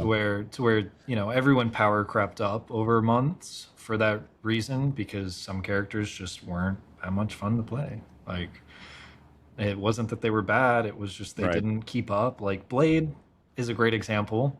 Right, no one's buying a Blade skin. No one's playing Blade. Right. People that were hyped about Blade. Hopefully now, hey, there's some big changes. No, I think changes. I think Blade's OP now. Yeah, I think he might be here to play. Like really. I like how every buff decision or new hero decision is just to give it fucking bonus health, bro. I swear. Yeah. This is like give the character true. Bonus health. Yeah. The character's meta now. All right, cool. Oh. Well, if you were to give it to a character, Blade would be the one. I mean, it makes sense. Don't get me wrong. Yeah. Don't get me wrong. And maybe I actually think that these are meaningful changes. Like, we've gotten like it's probably like the 5th patch with buffs on Blade, maybe the 4th. And then meanwhile, Black Panther just gets a slightly better double jump. This is hilarious, bro. I saw Carcat. I think Carcat on Twitter, shout out Carcat, and Somju were both like Somju on TikTok. That's pretty funny. It's actually so funny that they did this. Like, I think this is worse than not doing a change. Because if you didn't give them a change, it'd be like, hey, we're working on something behind the scenes. But they didn't do that. They were just like, that's all you need. Here you go. Yeah, it's that's very hilarious. there it is. That's very hilarious to me. It is. I like. Why is it even in the game to begin with? By the way, like when I played him and I saw that that's how it worked, I'm like, this makes no like. This is stupid. Like, I literally think like out of the top 6 best characters in the game, or let's just say top 10. I think the only one that they nerfed out of the top 10 best heroes in the game was actual Daredevil. This is the only character that got a meaningful nerf out of the top 10 best. Yeah, I mean, Daredevil's probably still gonna be fine in like an actual dive comp, but yeah. But I'm serious, like. Jean, Gambit, like they gave him a nerf, but also a buff, like a compensatory buff. Elsa, Groot, Tank Pool, like they did not do anything to these characters that actually matter, and that's what I'm kind of upset with. And it's not like I said, they nailed the important stuff. But Angela changes are pretty much shift how she plays. Do you want to? Like, I did want to touch on that. Yeah. Because I think they're trying to make her. Make her extremes weaker and her lower performers a little better. They're trying to lower the skill gap between the best and worst Angelas by making her a little more I guess brawly. You know, I thought this was an interesting change, and it's probably going to make it easier for them to balance long term. But I don't think top Angela players are going to be too happy about this because they lose a lot of their playmaking. I feel like. I don't know if I'm right on this because I'm not going to lie. Like. I think she's better. I think that she's better at diving now, but like worse at displacing. I don't know if you feel like that. Yeah, pretty but much. I feel like she could be one of the because like pro players are already kind of playing her in like more dive compositions, and like this like increases that, which is interesting. Like we might see like an Angela Cap dive comp. I think she's worse in like the top like 5% of Angelas maybe, but like better for most Angelas. I have so many Angelas in my game. I'll get that are just absolutely useless. They will just do nothing, and it's just like, why are you on that hero? And it's I think those situations are you're not going to counter as much, but I think the top Angelas, the ones that are really just annoying as hell and just carry a game by themselves, they're gonna I think have a little harder time because I think her flight form is really what makes her so strong, and that got hit. And it's kind of interesting that like the kidnap playstyle of Angela, they're kind of nerfing it a bit here. And I feel like with the CC reduction change, it kind of feels like they want CC to just be toned down overall. Like they want characters to be less reliant on a CC cycle. It makes me wonder if they're gonna ever, touch Wolver, or if they're just gonna keep them the same. Like it's interesting that they're like characters that are centered around CC. They're like, hey, maybe we don't want that much CC. It's kind of interesting over time because they actually did reference. Well, I feel like Wolverine CC is honestly like the appropriate amount because that's kind of his identity too. Yeah, right. I think with Angela, Angela, you would have to change up his whole kit if you wanted to change. Yeah. I'm not saying they should. I'm just wondering if they will. Because just don't give him a jump pack every time, and I'm good. Like that's. Oh yeah, yeah. That's. I've been preaching forever that they need to get rid of jump pack and change it to keep something. it. I keep saying that. Everyone does like. I love shit like that. It's so. I feel like it's so gimmicky to get grabbed and then taken fucking all the way back to spawn. But maybe I'm just a hater. What can I say? It definitely doesn't look like something you'd see in one of the Marvel movies or anything. Yeah. It's not cinematic at all. It's corny, but I love it. Yeah. Look, I don't play that from it, right? Like if there's a wolf and he's halfway across the map and pulls them into my Penny mines with a jump pack, it's free repeatedly. Like I just tell him take his time on your. I hate that. I hate that comment so much. That's really fun. That happens to me. I just play tank pool now. I just stay a healthy distance away from everyone that's trying to kill me, and things are good. That's twice now he's giving me PTSD this podcast, man. but as much as I complain about there are some good changes in here I wanted to talk about before we move on, but I'll say that it my complaints don't really matter when there's two more bans, like overall 6 bans total. I think. Yeah, be more positive, Coach Mills. No, I gotta. There's a lot of people that are very mad. I have to speak up because I'm mad too. Yeah, no. Y'all are almost too positive, and I get it. I just don't. But I can't be with all the good. Like it's just. I mean, there's good. I mean, that's the thing is I just feel like this could have been a 10 out of 10, man. It could have been a 10 out of 10. Because what. The problem is the more bans solve this problem, but if this problem didn't exist, if I didn't have to ban Gambit and Elsa, and Groot every game, then I could actually ban whatever I want to ban. You know, like it'd be cool if I could just ban things that I want to ban, but now I still can't. Like those bans are spoken for. 2 out of those 3 bans are spoken for. And that you know, like it's nice. They fixed the problem, but they I didn't get what you're solve saying. like yeah. That also invites a whole opens a whole other can of worms, which is like everyone's going to be fighting over bans. Like I want to ban my counter. I want to ban my counter. Right, you know? right. But like, I feel like they gave us, you know, like it's just gonna happen. Yeah. And that's fine. Like he should, just not Thor because he's D tier. But we strike two.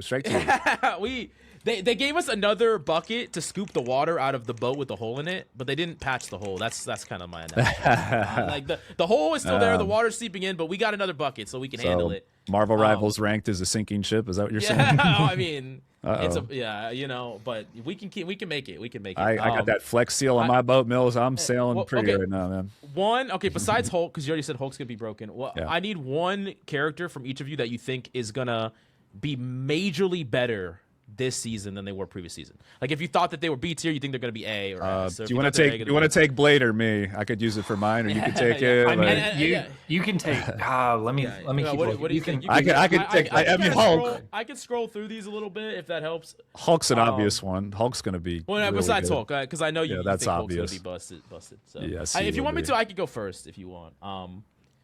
Because I think that I like the Iron Man change a lot. I don't think he's going to be majorly meta, but I think you will start seeing some Iron Man comps. I know Magic's going to like that. That's cool. It's a cool change. That's a cool change. That is a really cool change. Yeah.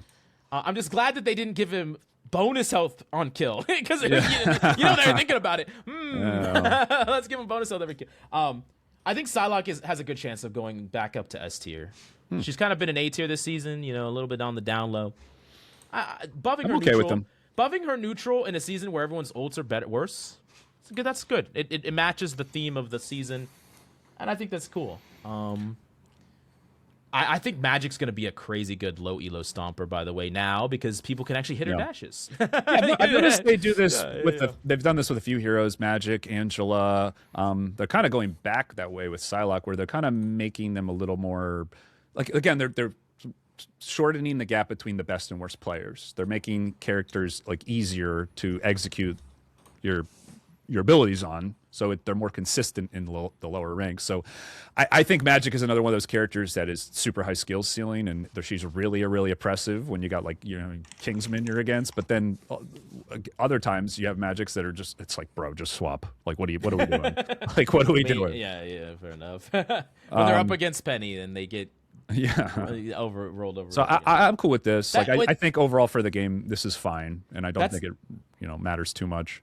That's actually an interesting question I wanted to ask you, Brandon, real quick. As a high-ranked Peni player, I'm sure that there are certain characters that you just don't care about at all in the way that other people care about them. There are certain characters that you just never lose to Hulk. ever. I mean, you'll see Hulk, you'll see DD. There's like maybe 3 Iron Fist players that really know how to rock my stuff. But I mean, Wolf at this point, same thing. Like the only time you're losing to a Wolf is when it's a full team diff. Like you can run around a Wolf in circles all day. Tell me all the Peni counters. Do you find the third ban, bro? The third ban. No, I'm just kidding. I'm kidding. Do you find that people are like almost stubbornly trying to play their character into you, and they just lose the game on it? Do you ever get free wins because like the person will never they refuse to swap to deal with you? Here's the big deal about forcing Peni into everything all the time, because that's the only way that you can learn to play her at a high level. If you swap off the second you get into a counter, you need to figure out whether that's a target priority or something you stay away from, right? It's not a like everything works every time, but if the enemy team's swapping to different DPS to counter me, like, you can go a head scan, you can go some DPS with good damage, but I can just play a LOS. Usually the biggest issue is a flyer, right? Like, okay. We haven't been in the flyer meta for a while. But at the same time, most of the time that DPS counter swap for me specifically, or an enemy counter swaps for me, it puts my team in a way better position because you're counter swapping into something that my team can play into way easier. Right. I feel like Peni players are probably some of the most insulted in Marvel Rivals. Like I feel like they get flamed more than It used Almost to be, everything. It used to be bad. Not anymore, though. Not anymore? I don't know. After the I don't think so. Well, I respect Peni yeah, players. when 'Cause the- they win. well, they fucking win games. yeah. That's why I respect them. Maybe it's just me, Rocket man. Coach is like, I've insulted 5 Peni players. Just Wait, joking, guys. No, the Rocket team up got added, and then everyone just stopped, and then it got taken away, and everyone's like, okay, I guess we kind of fuck with Peni now. But also, when I get 2 support kills right in the beginning of the game from a lineup on Kunlun, no one's saying anything to me the rest of the game, no matter how bad I did, because I just won the first point for us for free. We walked into it. Like, you're good luck making You a earned play. your as stripes. impactful. You earned your stripes, I right? forgot to ask, what made you want to play her? Penny? You really want? I mean, the story's weird. It's not like Super Marvel. Oh, you have a related. story? This is the place for stories. Yeah, what else are you going to tell it, bro? Dude, I was designing cabinets, like kitchens for people as like a 3D artist. And then I got laid off from work. Right as I So moved you into blew up this- the place, and that's why you love mines. I get it. Okay, I'm kind sorry. of. Well, Bad joke, no. bad I joke. got laid off from work at like a really terrible time, and I ran into Guru at the gym, and he's like, dude, life sucks. And I'm like, yeah, I'm like tweaked. And he's like, here's a stream PC, go get to work. There wasn't any content creators making Peni guides, and I had fun with her. So I was just filling a hole because nobody was teaching Peni, and still almost nobody's teaching Peni. Oh, you're IRL friends with Guru? Is yeah, that- yeah. I ran into him at the Oh. gym. Yeah. Oh, you ran into him. So that that's your- cool. Oh, nice. I know. I moved here in 2020 to be a just chatting streamer, like Where's that? Austin. Oh, dude, I used to live in Austin. I lived there for 3 years, and then I moved away. You're not far. You're not too far away from me. Like an Wait. hour and a half. Yeah, what area? What area? North-ish. Like I'm not in the burbs, but north. I lived in southeast at McKinney area. Okay. Yeah. And yeah, I was just like part-time streamer and working a part-time job and trying to, and then I finally broke through, and then I ended up moving to Manor. Yeah. And Nora it's Manor. nice out there. Yeah, it's nice out there, but it's pretty. Yeah, Texas is pretty. It's really I'll pretty. take little mini road trips to go to H Mart in Austin. Oh, word. Oh yeah, that makes HEB, dude. Yeah. HEB beats any grocery store Yes, I've ever been we to. do love our HEB here. We do. Yeah. We all are all about our HEB. But It's great. The real 2 reasons was because there was a hole in content, but also this is my first time playing a video game competitively, like at all. that's awesome though that you came so far though. Penny That's has fucking has a lot of rules and best practices. She's not like, you just need a decent amount of game sense and experience and to follow the rules and to follow everything you know from your previous matches. And That's very hard for a lot of players to do, though. That's easier I mean, said dude, than done, though. what I Like, say, that's he's a impressive, methodical. like- Yeah, he's a, sorry, I didn't mean to interrupt. He's a methodical player, and I could tell this is just like his process, dude. Yeah. Because I think not a lot of people are like that. Like you were more like scientific with how you play her. I've definitely noticed it because Penny's play so wildly different. Like, hugely like, different. Yeah. what do you think about Ichigo? Like him? So Ishigo's great. All right, I was on an MRC team with Ishigo. We played 100 hours of scrims together. We duoed together an insane amount. He has a little bit more of a defensive play style, and then I think his dives are good, but it's like you feel the difference. You see the difference, right? I've played with Mr. Angry Penny. I've had lobbies with Full Metal Lamps. Like Have you watched Jacer at all? Jacer? No, I haven't watched Jacer very much. You should check him out. He plays so aggro. Like he does what you do, but like way more aggressive. Okay. Yeah. No, I'll definitely peek some of his VODs if I they let me mean, have Captain access Coach to is like, him. he feeds his brains out. You know, But Yeah, he was on my team in the Kingsman okay. tournament. Word. And yeah, we played Hulk Penny. We got third, so we did all right. But Hulk it Penny was can really it can work. It's not bad. I've had a few Hulk players that I'm like, if feel it's like that you, might be really it's good fine. controlling space 'cause You it's more- control a lot of space that way. I you know? yeah. I love jumping back to the mines and just getting like free heals too. Oh yeah, Like, it's no. kinda nice. If I'm tanking on Groot and I can play on webs the whole time, I can engage and disengage from fights insanely fast, especially in high choke areas. So I think that's really good. we should duo sometime. We should duo. That'd be I'd fun. down. I'll sell your games. Dope. No problem. So, one of the things I also heard is that during placements, you're still going to be playing against people that were in your previous rank. Like it's not. I don't know the full details on this, but from my understanding, it's like let's say you're in Eternity right now, and then you get placed in a low elo, and you go back to playing that account later. And it's not going to put you against diamond players. It's going to put you against players that were in the same elo that you were left at. Like, it's less unintentional smurfing is going to go on, basically. Where, like, accounts aren't getting dragged back, if that makes sense. Oh.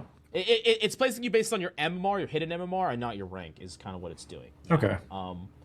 Less, like, you know. Because sometimes, I went and played on my ult that I haven't played on in some seasons that used to be Celestial 1, and I was playing in Plat. And playing against Plat players, and that wasn't fair to them. I mean, I'm basically smurfing, but I have no choice. Yeah, that's basically what it is. That's one of the changes that we're seeing. Another thing is we're getting a new map as well, and we're getting back Shin Shibuya as well. So we're getting kind of 2 maps this season. How do you? Did you like Shin Shibuya, Brandon? How you feel? I hope they rework the first joke. Yeah. I mean, I love convergence. I love convoy domination. You could take it out of the game completely, and I'd be a happy camper. I agree, which is funny because I like domination. I know you're a whole player. like that makes sense. Of course, you like domination. Like but I don't like domination because I throw the first map because of dumb tank pool. I like it because I like to dominate. Yeah, I'm very weak. Oh yeah, yeah. But I'm so happy to get another convergence map. I love those flanks. I love those defensive setups. I'm gonna have a lineup video. Oh, you have a or dog. Yeah, Oh, no. German Shepherd. Yeah, German Shepherd. he's my Shepherd Husky mix. Hello, puppy. Oh wow. Oh wow. He's like black and whitish. Gray. Yeah, What is that? yeah. He's I mean, he's mostly light brown? shepherd colored, but he's just got the heterochromia from the Husky. He looks that's so awesome. much. So I actually had a Husky Australian Shepherd. Husky Australian Shepherd. Looked a lot like that actually. Dodger was his name. I love dogs. I'm a big dog guy. Yeah, no, me too. I have a rat instead of a dog. I've got. And what I mean by that, it's a chihuahua. Okay. I was about to say I have 14 rats actually. Oh really? Yeah, they're just in my freezer right now. Does your, Oh, nice. Oh. No, I got 5 on my team every game they're with throwing these. your rank games on Jeff. Yeah, Oh, these Jeff players. But I think that the combination of the new map plus the revisit of Shin Shibuya, which I hope is reworked. Yeah, just the 3 bands and the ult nerf, like that mix and the new hero, like that mix is gonna make this feel like a completely new game. Like it's gonna feel completely different, Yeah. A lot more diversity. I also request for Hell's Haven to get taken out of the map. Yeah, that'd be now fun. That we're adding something. Yeah, yeah. do that. Wait, which one is that? The Hydra map? The Hydra Yeah, map? it's the Hydra map. Yeah. Wait, that's my second favorite map. No, I love fuck that map. I fucking hate that map, especially the map, the one with the pit on the side. The pit on the side sucks. That one does suck. Spider-Man players just make that map just play in a completely different way. I just hate the walls there and how they interact with everything. Yeah. Like it's, and moving. Yeah, the moving randomly moving doors. Yeah, and no, that just I can't. It's cool. It's fun. Come on. I lost a game because one of my teammates swapped to Strange, ported to point, and then the portal the point moved and broke the portal. Yeah. And the portal was broken and we lost instantly. Um, and I was like, oh cool. Nice. Yeah, that's cool. what about when Cloak ults on when it goes down? Oh, and then it just doesn't heal. Gone entirely. It's so stupid. And then it's just like, do you blame the support? Do you like who you blaming there? Like, it's just like, yeah, that's unlucky. I probably would have done the same thing. Maybe they need to make the glitter that she puts down just like, I don't know, drop or something. It has like a space beneath it. But I did want to talk about the placements that you were talking about because they're doing it with like performance points more now. But I think they need to keep iterating on that and figure it out to make it, because they're making it, it seems like they're making your placements matter more. Make them matter like way, way more. And then just do a full ranked reset and you won't really ever need to do them again.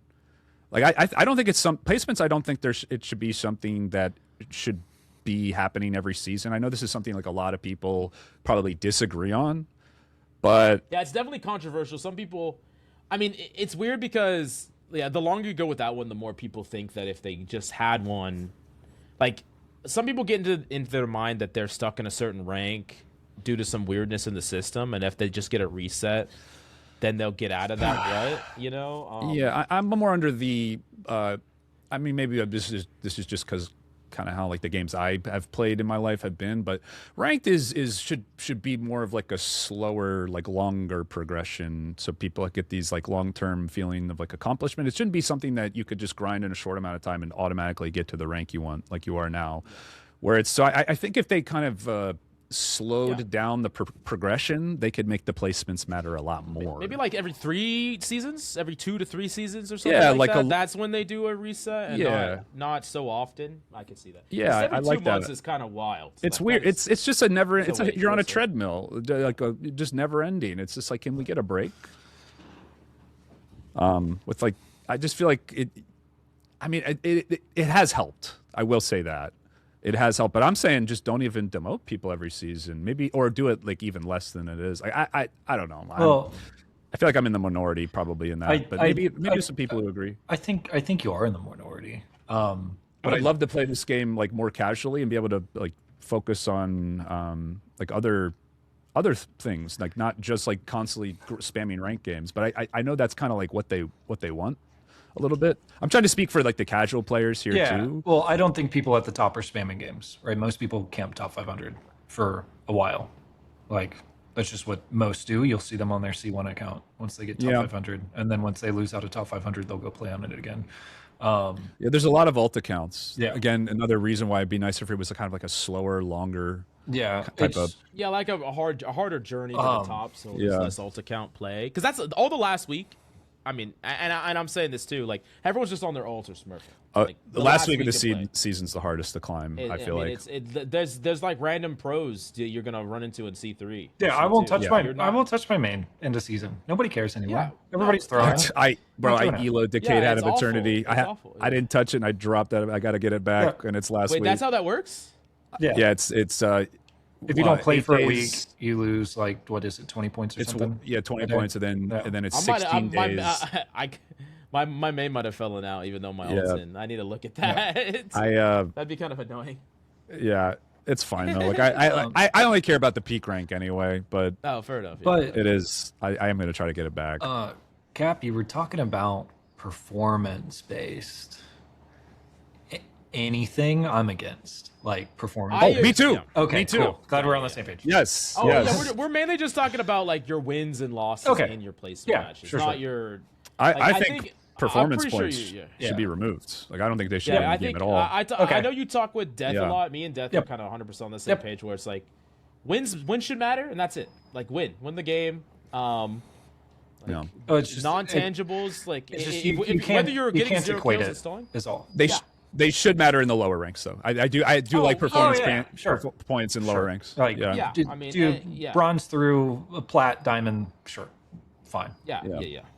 But like you should gain 36 if you're in gold, stomping on people. Like you should gain 100. Like dude, you go 60 and 0, and everybody else is like 20. You should just get jumped up to like from gold to diamond. They literally should just place you in like 2 ranks higher, like instantly.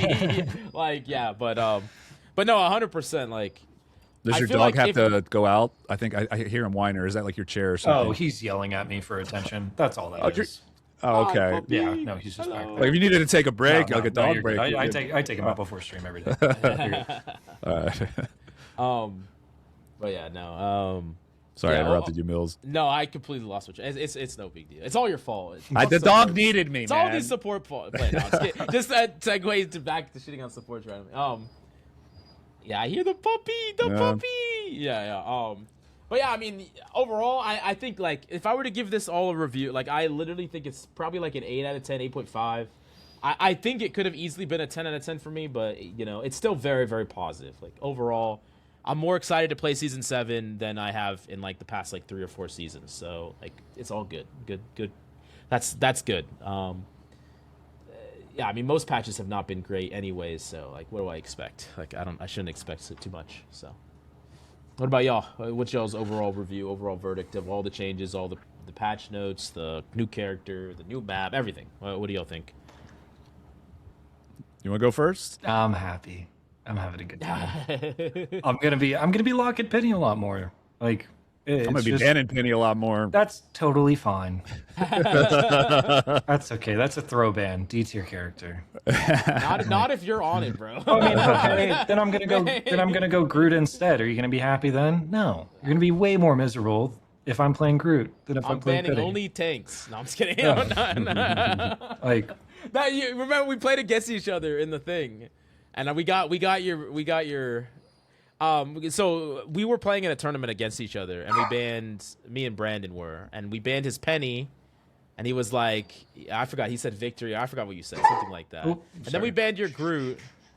and then I think I'll ban Mag too. Didn't you? No. I said I typed what else do you play, Brandon? I'm gonna ban that too. Yeah. I said the plan is to ban Brandon. That's the win condition. Okay. I should have known. We did ban Mag. We just kind of shot in the dark. Well, yeah, I mean, I'll ban Mag, which like those are my three, but I've been learning Emma, so it's fine. Yeah. Like, it's No, chill. it's impossible. Like tank players are hard to ban out because we typically know how to play like more than. I do now. We have to swap around now. anyways. Yeah. Oh well, you I do kinda now. forced to. Like, it's been, if you get too good, it's like No, for do you MRC, use like I had to, do you for do sure. the thing where you hide your stream when you queue in? Not Like, anymore. You hide your No, I don't care. Yeah, ban me out. Go for it. I mean, it's nice. It's nice because you know Groot and Peni. Like it's almost impossible to ban you out Yeah. completely. Yeah. I mean, hey, just learn tank pool, bro, and then it's literally impossible for people to ever ban you. my Ever. aim. I'm working on it. Oh, okay. It's just not there. Okay, though. fair enough. It's not I mean, there at all. the thing that players don't know is you don't have to hit your shots in tank pool and you could still carry out that character. I'm telling you, that character's still giga broken. I'll keep preaching. You got to hit some. I'm not hitting any. You got to hit a few. No. Yeah, you don't understand. He's It's not good. No. Oh, you can't. Okay. Yeah. What's the no aim tank? I mean, there's quite a few of them. Peni. Peni. Yeah, we. But for weird. Groot, for Groot, you're so close to everyone, and you're just hitting body That's shots. true. So That's who true. cares? Yeah. It's weird. With Hulk, I feel like I'm so good at aiming his abilities, but not anyone else's. Yeah, no, I can hit Penny stuns. Bro, yeah. I can hit stuns. My No, stuns are Cap, insane. Cap, no, I'm not gonna lie. Okay, I love your Punisher. Okay, but Dude, when I watch you play Punisher, I'm like, oh, okay, his aim's okay. But then I watch you play Hulk, and you hit like this fucking 180 flick up exile, and I'm like, I was like, why isn't this motherfucker on Hella, bro? Like, what is going on? Like, how is that possible? Dude, I'm nasty with it. I don't get it though. And see what you know what it is? I don't get it at all. It's not reaction time. I'm too old for that shit. It's the no. I know what they're gonna do before, and I'm already ready for it.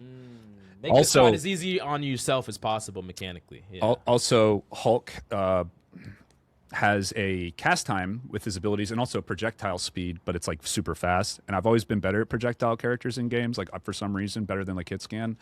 So when I do it, it's usually at a point where I'm like ready at a moment's notice to flick it. It's not because it's not instant. You know what I'm saying? So I'm almost thinking. I'm the only thing I'm doing once I've pressed my stun is react to what they're gonna do. Oh, we did the strange jump, and then it's just muscle memory at that point. Makes sense. So yeah, but yeah, no, I've been getting my punny's kind of cracked, dude. Okay. My editor posted a YouTube short. I didn't even know. Like usually I'll just be like, here's a few clips, and which shout out Zindra's great. Been doing all my shorts, and I got like a punny clip, man. You should go look at it. I'm getting kind of nasty. How are you getting? Oh, he's getting different with it. You gotta embrace the shotgun only punny. That's the strongest way to play the character.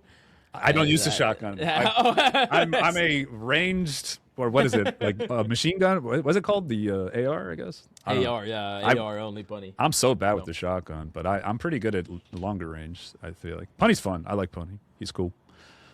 Oh yeah, dude. No.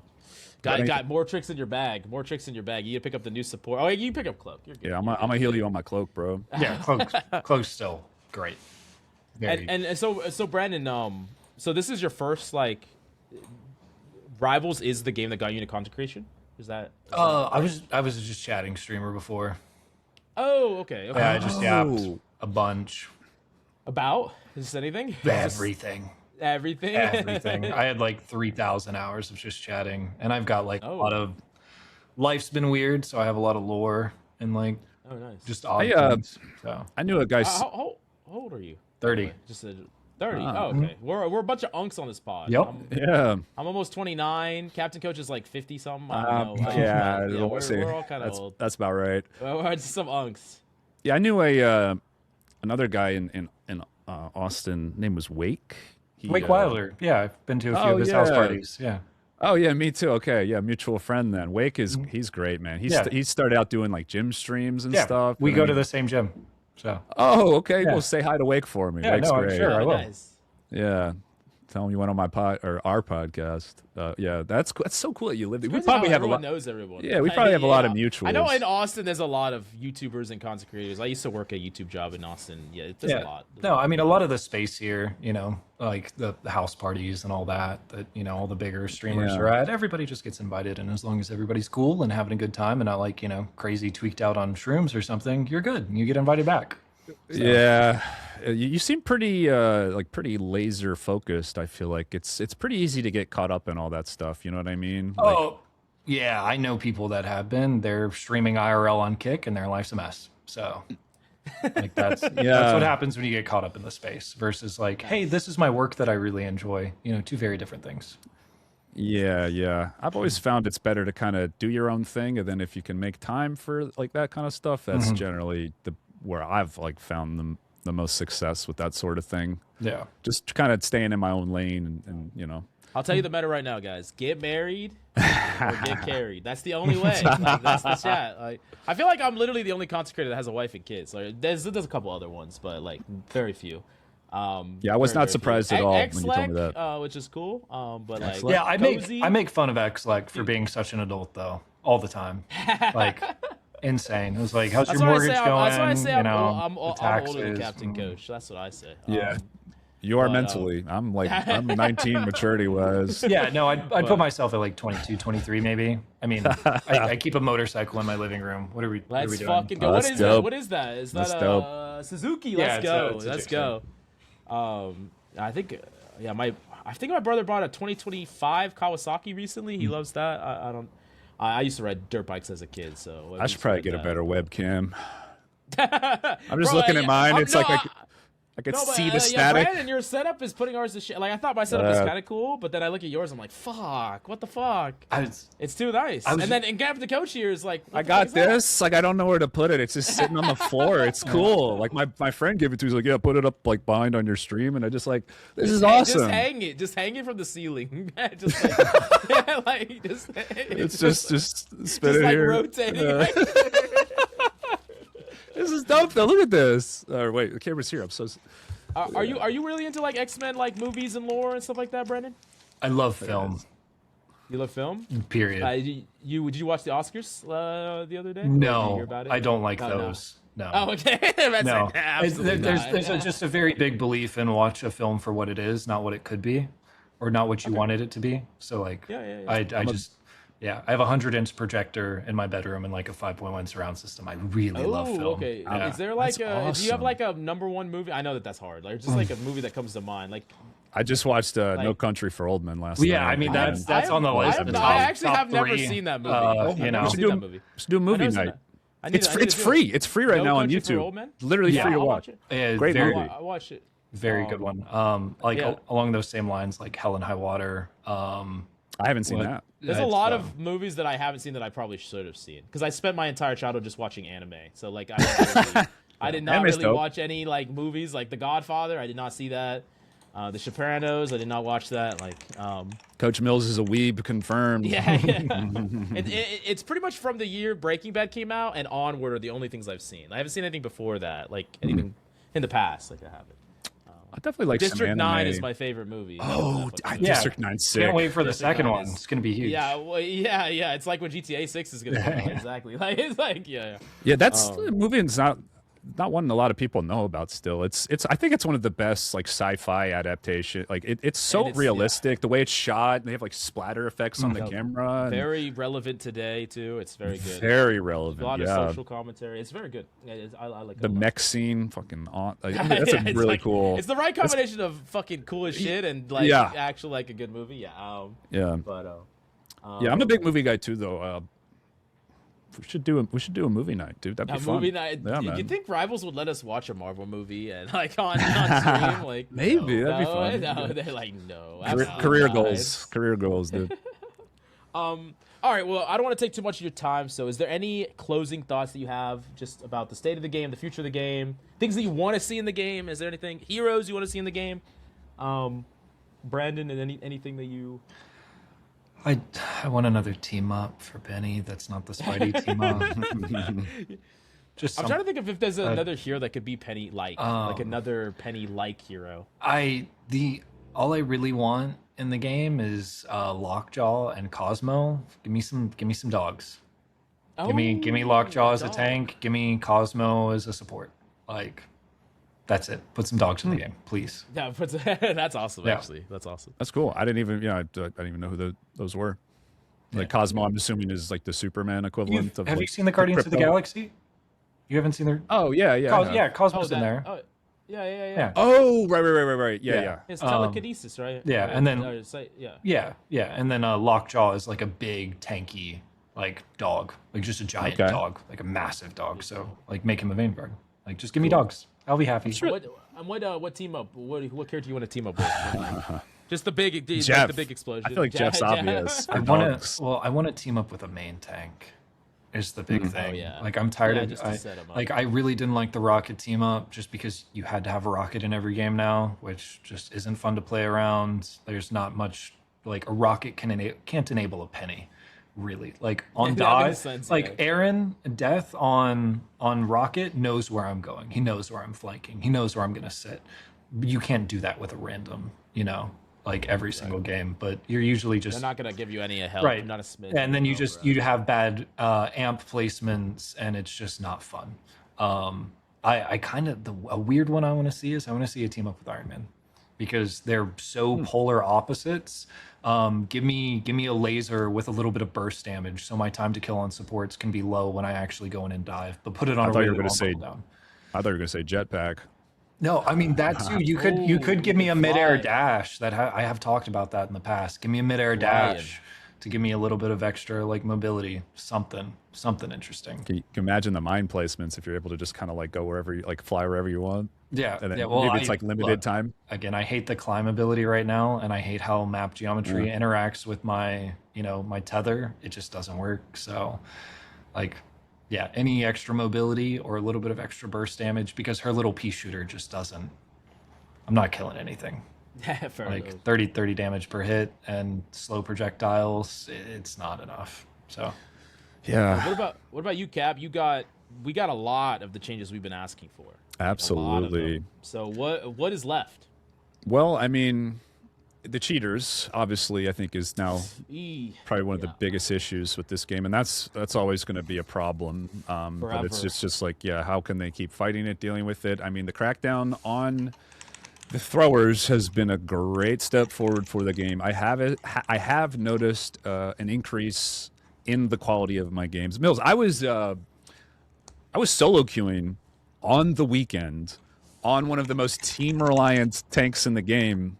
And bro, I went like 10-2. That never happens. The games were great quality. Yeah, so I mean, rid of the throwers. Yeah. I had a thrower because I was doing the Spider-Man games, and I had a thrower early in the game. I reported them, and then like 4 hours later, I got a message. Hey, he's restricted. Oh, yeah, all right, cool. It definitely seems like it's working, which I think is awesome. So now, I mean, we got the balance is going to be a never-ending thing. We got that. They dealt with the throwers. I've always said a number 3 is cheaters, and we get rid of that. And this game is looking real good. But Brandon also made me think of something, wanting to team up with a different type of character. I would love to see Hulk get a team up with some kind of healer, just to kind of encourage someone to pick a healer with him, because I feel like a lot of the times that's a problem I run into is I just don't have someone who really plays healer wanting to heal, and it makes it. I think some tanks have an easier time with off-roll healers than others. I feel like Penny's probably not one of them because she's really self-sufficient. No, I don't have an issue. You can run whatever you want. We'll roll with it. We'll see what happens. Yeah, because I just think they are kind of moving in that direction, like I said, like more towards like lower, like increasing the baseline of some people, but also decreasing it at the top end, right?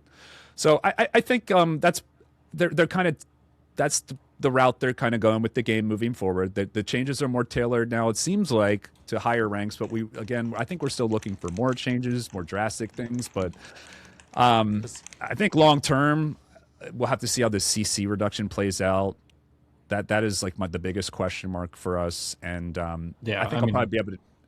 Yeah, go ahead. Just all of us as tank players, like that is definitely the biggest question mark right now. Yeah. So yeah, the best kind of mains, by the way. Clearly, the highest intelligence, best skill.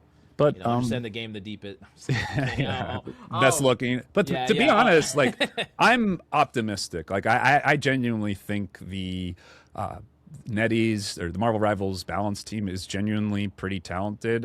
I think that's really partly why I've always said like having these discussions and this podcast has been really personally like therapeutic for me, is because we've talked to enough people now where I can kind of get like a more collective, I would love to get someone who's more new to the game on eventually, but like a more holistic view on the game. And it really gives a lot of context to what specifically the devs are going for. And again, I would love to have a dev on too to talk to, but that's kind of where I'm at. Yeah. I think the game's in a good spot, and I'm excited about it moving forward. I think this patch they hit it out of the park, man. Yeah, I mean, for me, it's kind of the same. I just want reworks. I think the overall great direction of the game. I think we'll get some more changes down the line that will probably be like what we want more. But yeah, reworks like Ultron. Make some of these characters that are not great or have a hard time fitting comps, and just give them more utility, change up their whole kit, maybe even move them into a different role. I think we could easily see that. I think very easily Ultron, BP could be characters that get reworked. I actually would like Torch to be reworked.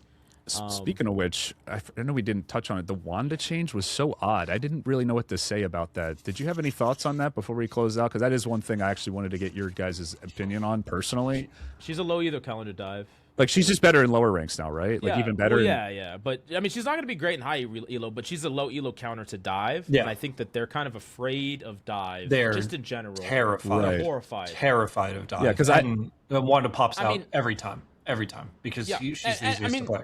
And we had low elo has tons of tools for dive. I mean, they have the thing. He still has his a million second of no one can use a movement ability, and now Wanda's better. But there's no tanks over there, though. People are you're solo tanking so regularly. Oh, okay. Yeah. Well, solo tank thing, because you're not. That's fine. Yeah. I'm not gonna lie. You don't need to take space. The divers, if they jump into you, and they fail their dive, they'll all die, and then you can just walk to point. Like, you don't need to take space. Well, but they're diving into supports that don't know how to use their cooldowns directly to support, to deal with 2 seconds of dive. Okay, well, turn on your monitor first. No, it's just back and forth there. But I think it's a good change for Wanda, but she's not going to be seen anywhere. It makes sense though to me that it's cool because like if the purpose of Wanda is for low elo players to play, like that character is obviously not like a Celestial Plus like Stomper meta character, and she's good at dive. The thing that they're afraid of, it makes sense to buff her and make her more relevant and stronger in some of these low elo lobbies because she can deal. She can deal with some of these divers. You're gonna have a character that randomly is in your lobbies that is gonna be able to chase around a Black Panther or a Daredevil or whatever, and that's cool. I think that's It doesn't affect us, but if it helps them, then that's cool. Yeah, I think that's good changes that they need to be able to make. Is help people in lower elos deal with what they're struggling against.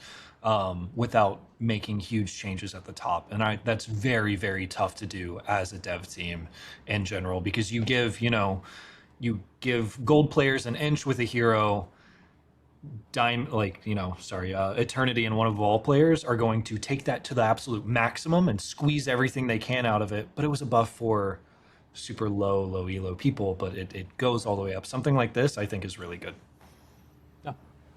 Yeah, cool. That's if you don't do this type of stuff with low elo characters, then there's not really a great. I mean, it's just a missed opportunity. That's why they're here. That's why they're here.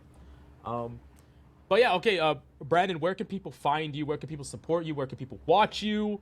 Constantly farm Hulks and ranked this next season. Twitch.tv/BrandonGrytch. That's it. Don't follow it. No. Yeah, no, I'm just kidding. I'm just kidding. Hey, look, I'll pick up Hulk too. I will. He said, "I'll if do it. If I see you I in won't lobby, hit an exile, but I will do I it." can. No, I can go find a coach. I can We're gonna spend do a week on it. We'll figure it out. Freaky Friday, I'll swap in and I'll go Penny. Yeah, And, okay, of it course. needs to be y'all need to do a thing, a collab where you teach him Penny and he teaches you Hulk. There you go. well, what is Bruce Wayne said? You will share my dread. Oh, hey, you'll share mine. No, it's fine. We Bruce can Wayne, we're trade on quoting that. DC, bro. Come on, you got it. Batman's my favorite superhero. I'm sorry. You have to Hulk's quote number 2. Marvel. You have to quote. Okay. Hulk don't like Mean Girl in suit. Anyways, thank you so much for coming by. Subscribe, Brandon. Hulk Thank you smash guys. like. I appreciate you. Go check out Brandon. Please support him. Thank you guys. Subscribe. I know. Thank And you we'll guys see for next having time. me.